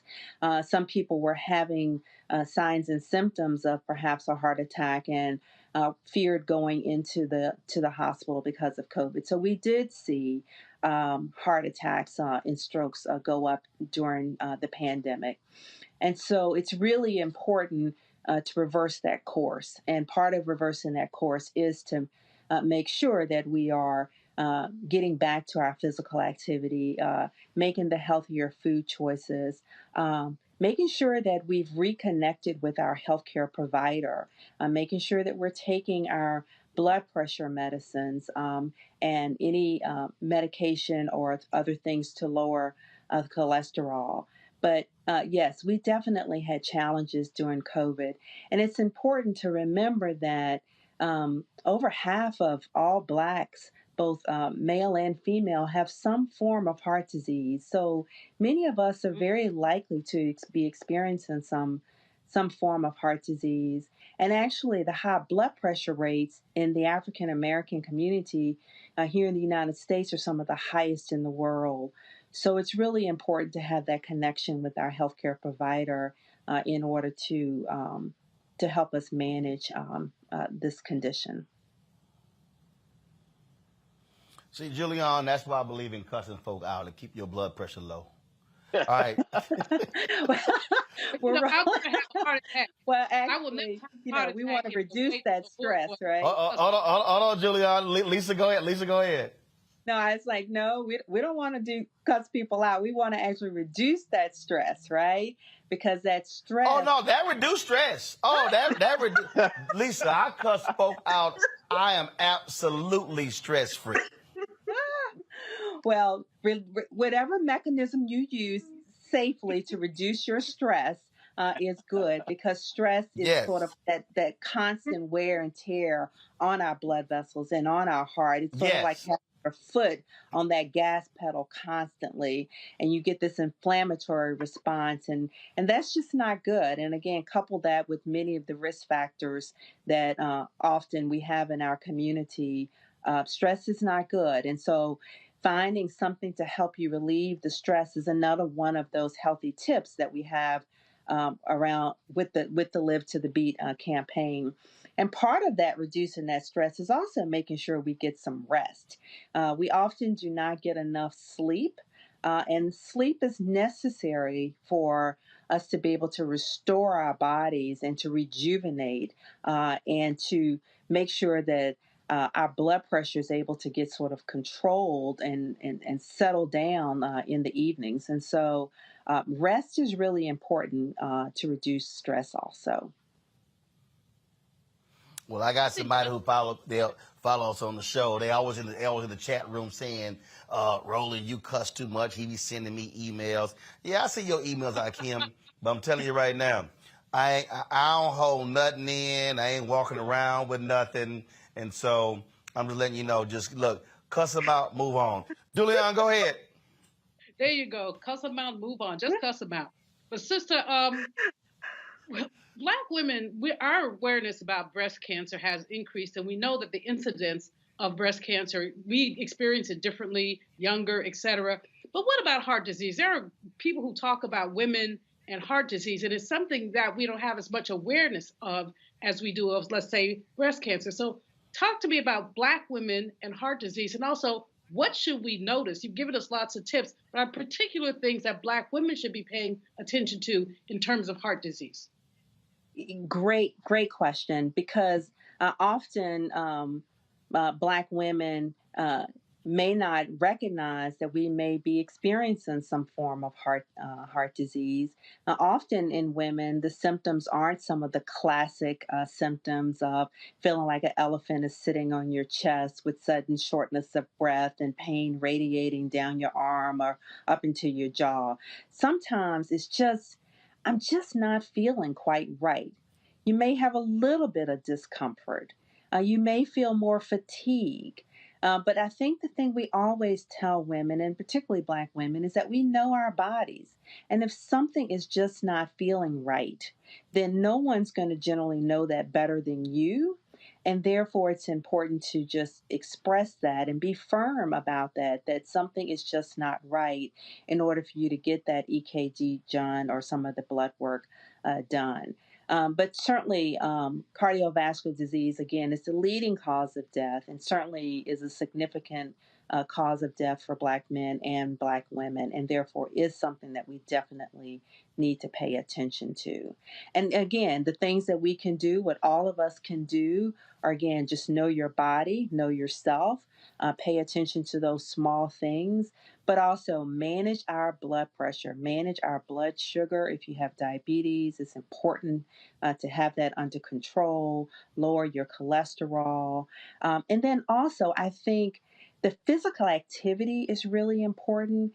And part of one of the tips in terms of Live to the Beat is that it doesn't have to be that you have to go out and exercise for an hour in a gym.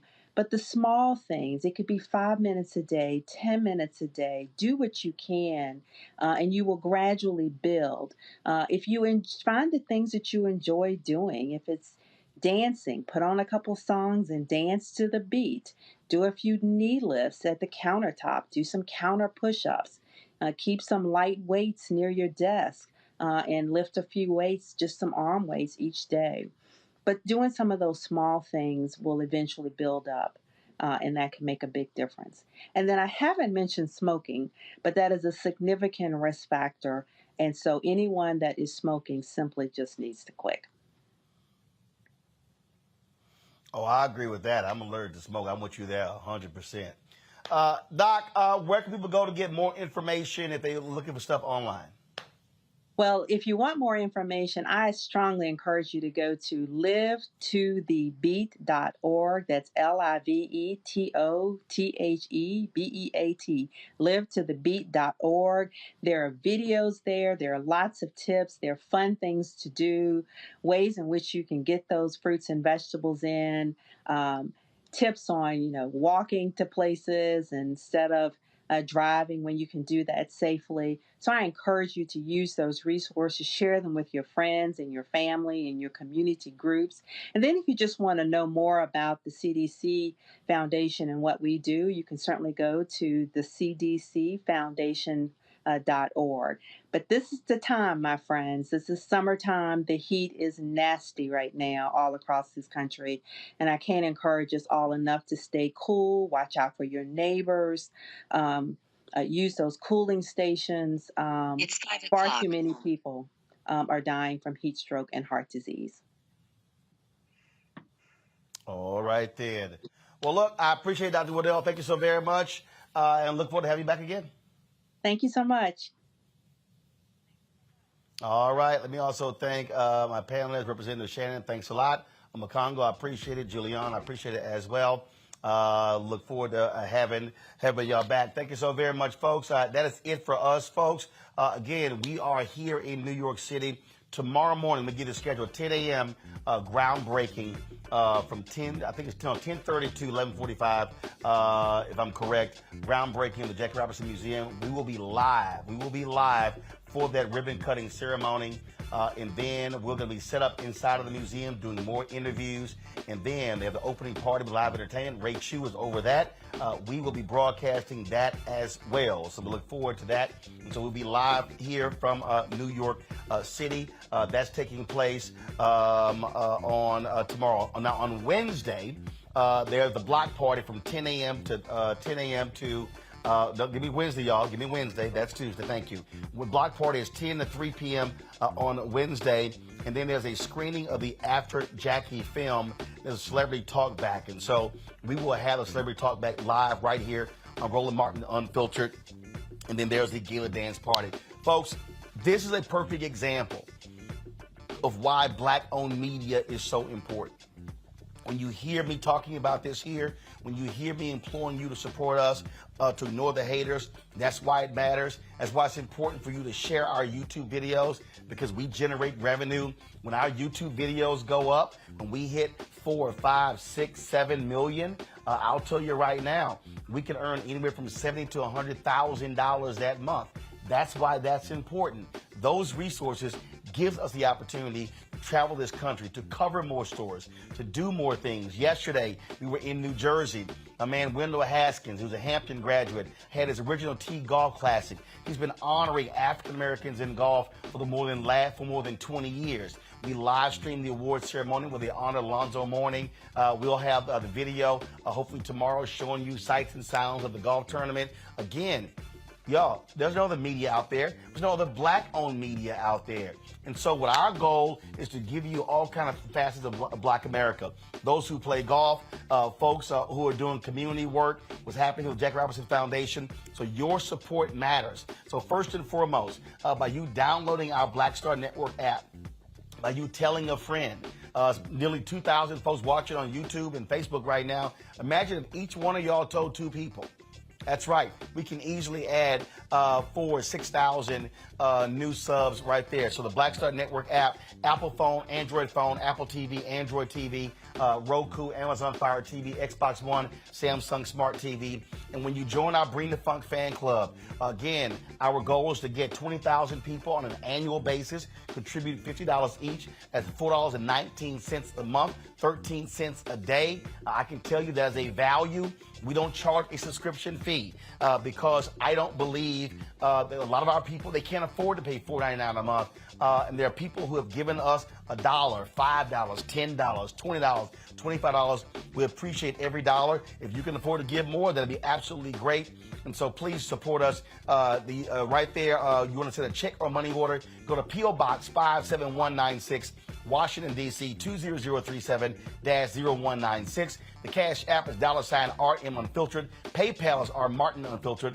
Venmo is RM Unfiltered. Zelle is Roland at RolandSMartin.com. Folks, thank you so very much. Hope you enjoyed my interview with Spike Lee. Look for the replay with Nicole as well, one of the Jackie Robinson scholars who's now the CEO of Los Angeles Dodgers Foundation. And so we look forward to seeing you tomorrow from New York City here at the Jackie Robinson Foundation and the grand opening of the Jackie Robinson Museum 75 years after he broke the Major League Baseball, white Major League Baseball color barrier. They kept black folks out. Jackie was the first, certainly was at the last. Thanks a bunch. See you tomorrow. Holla!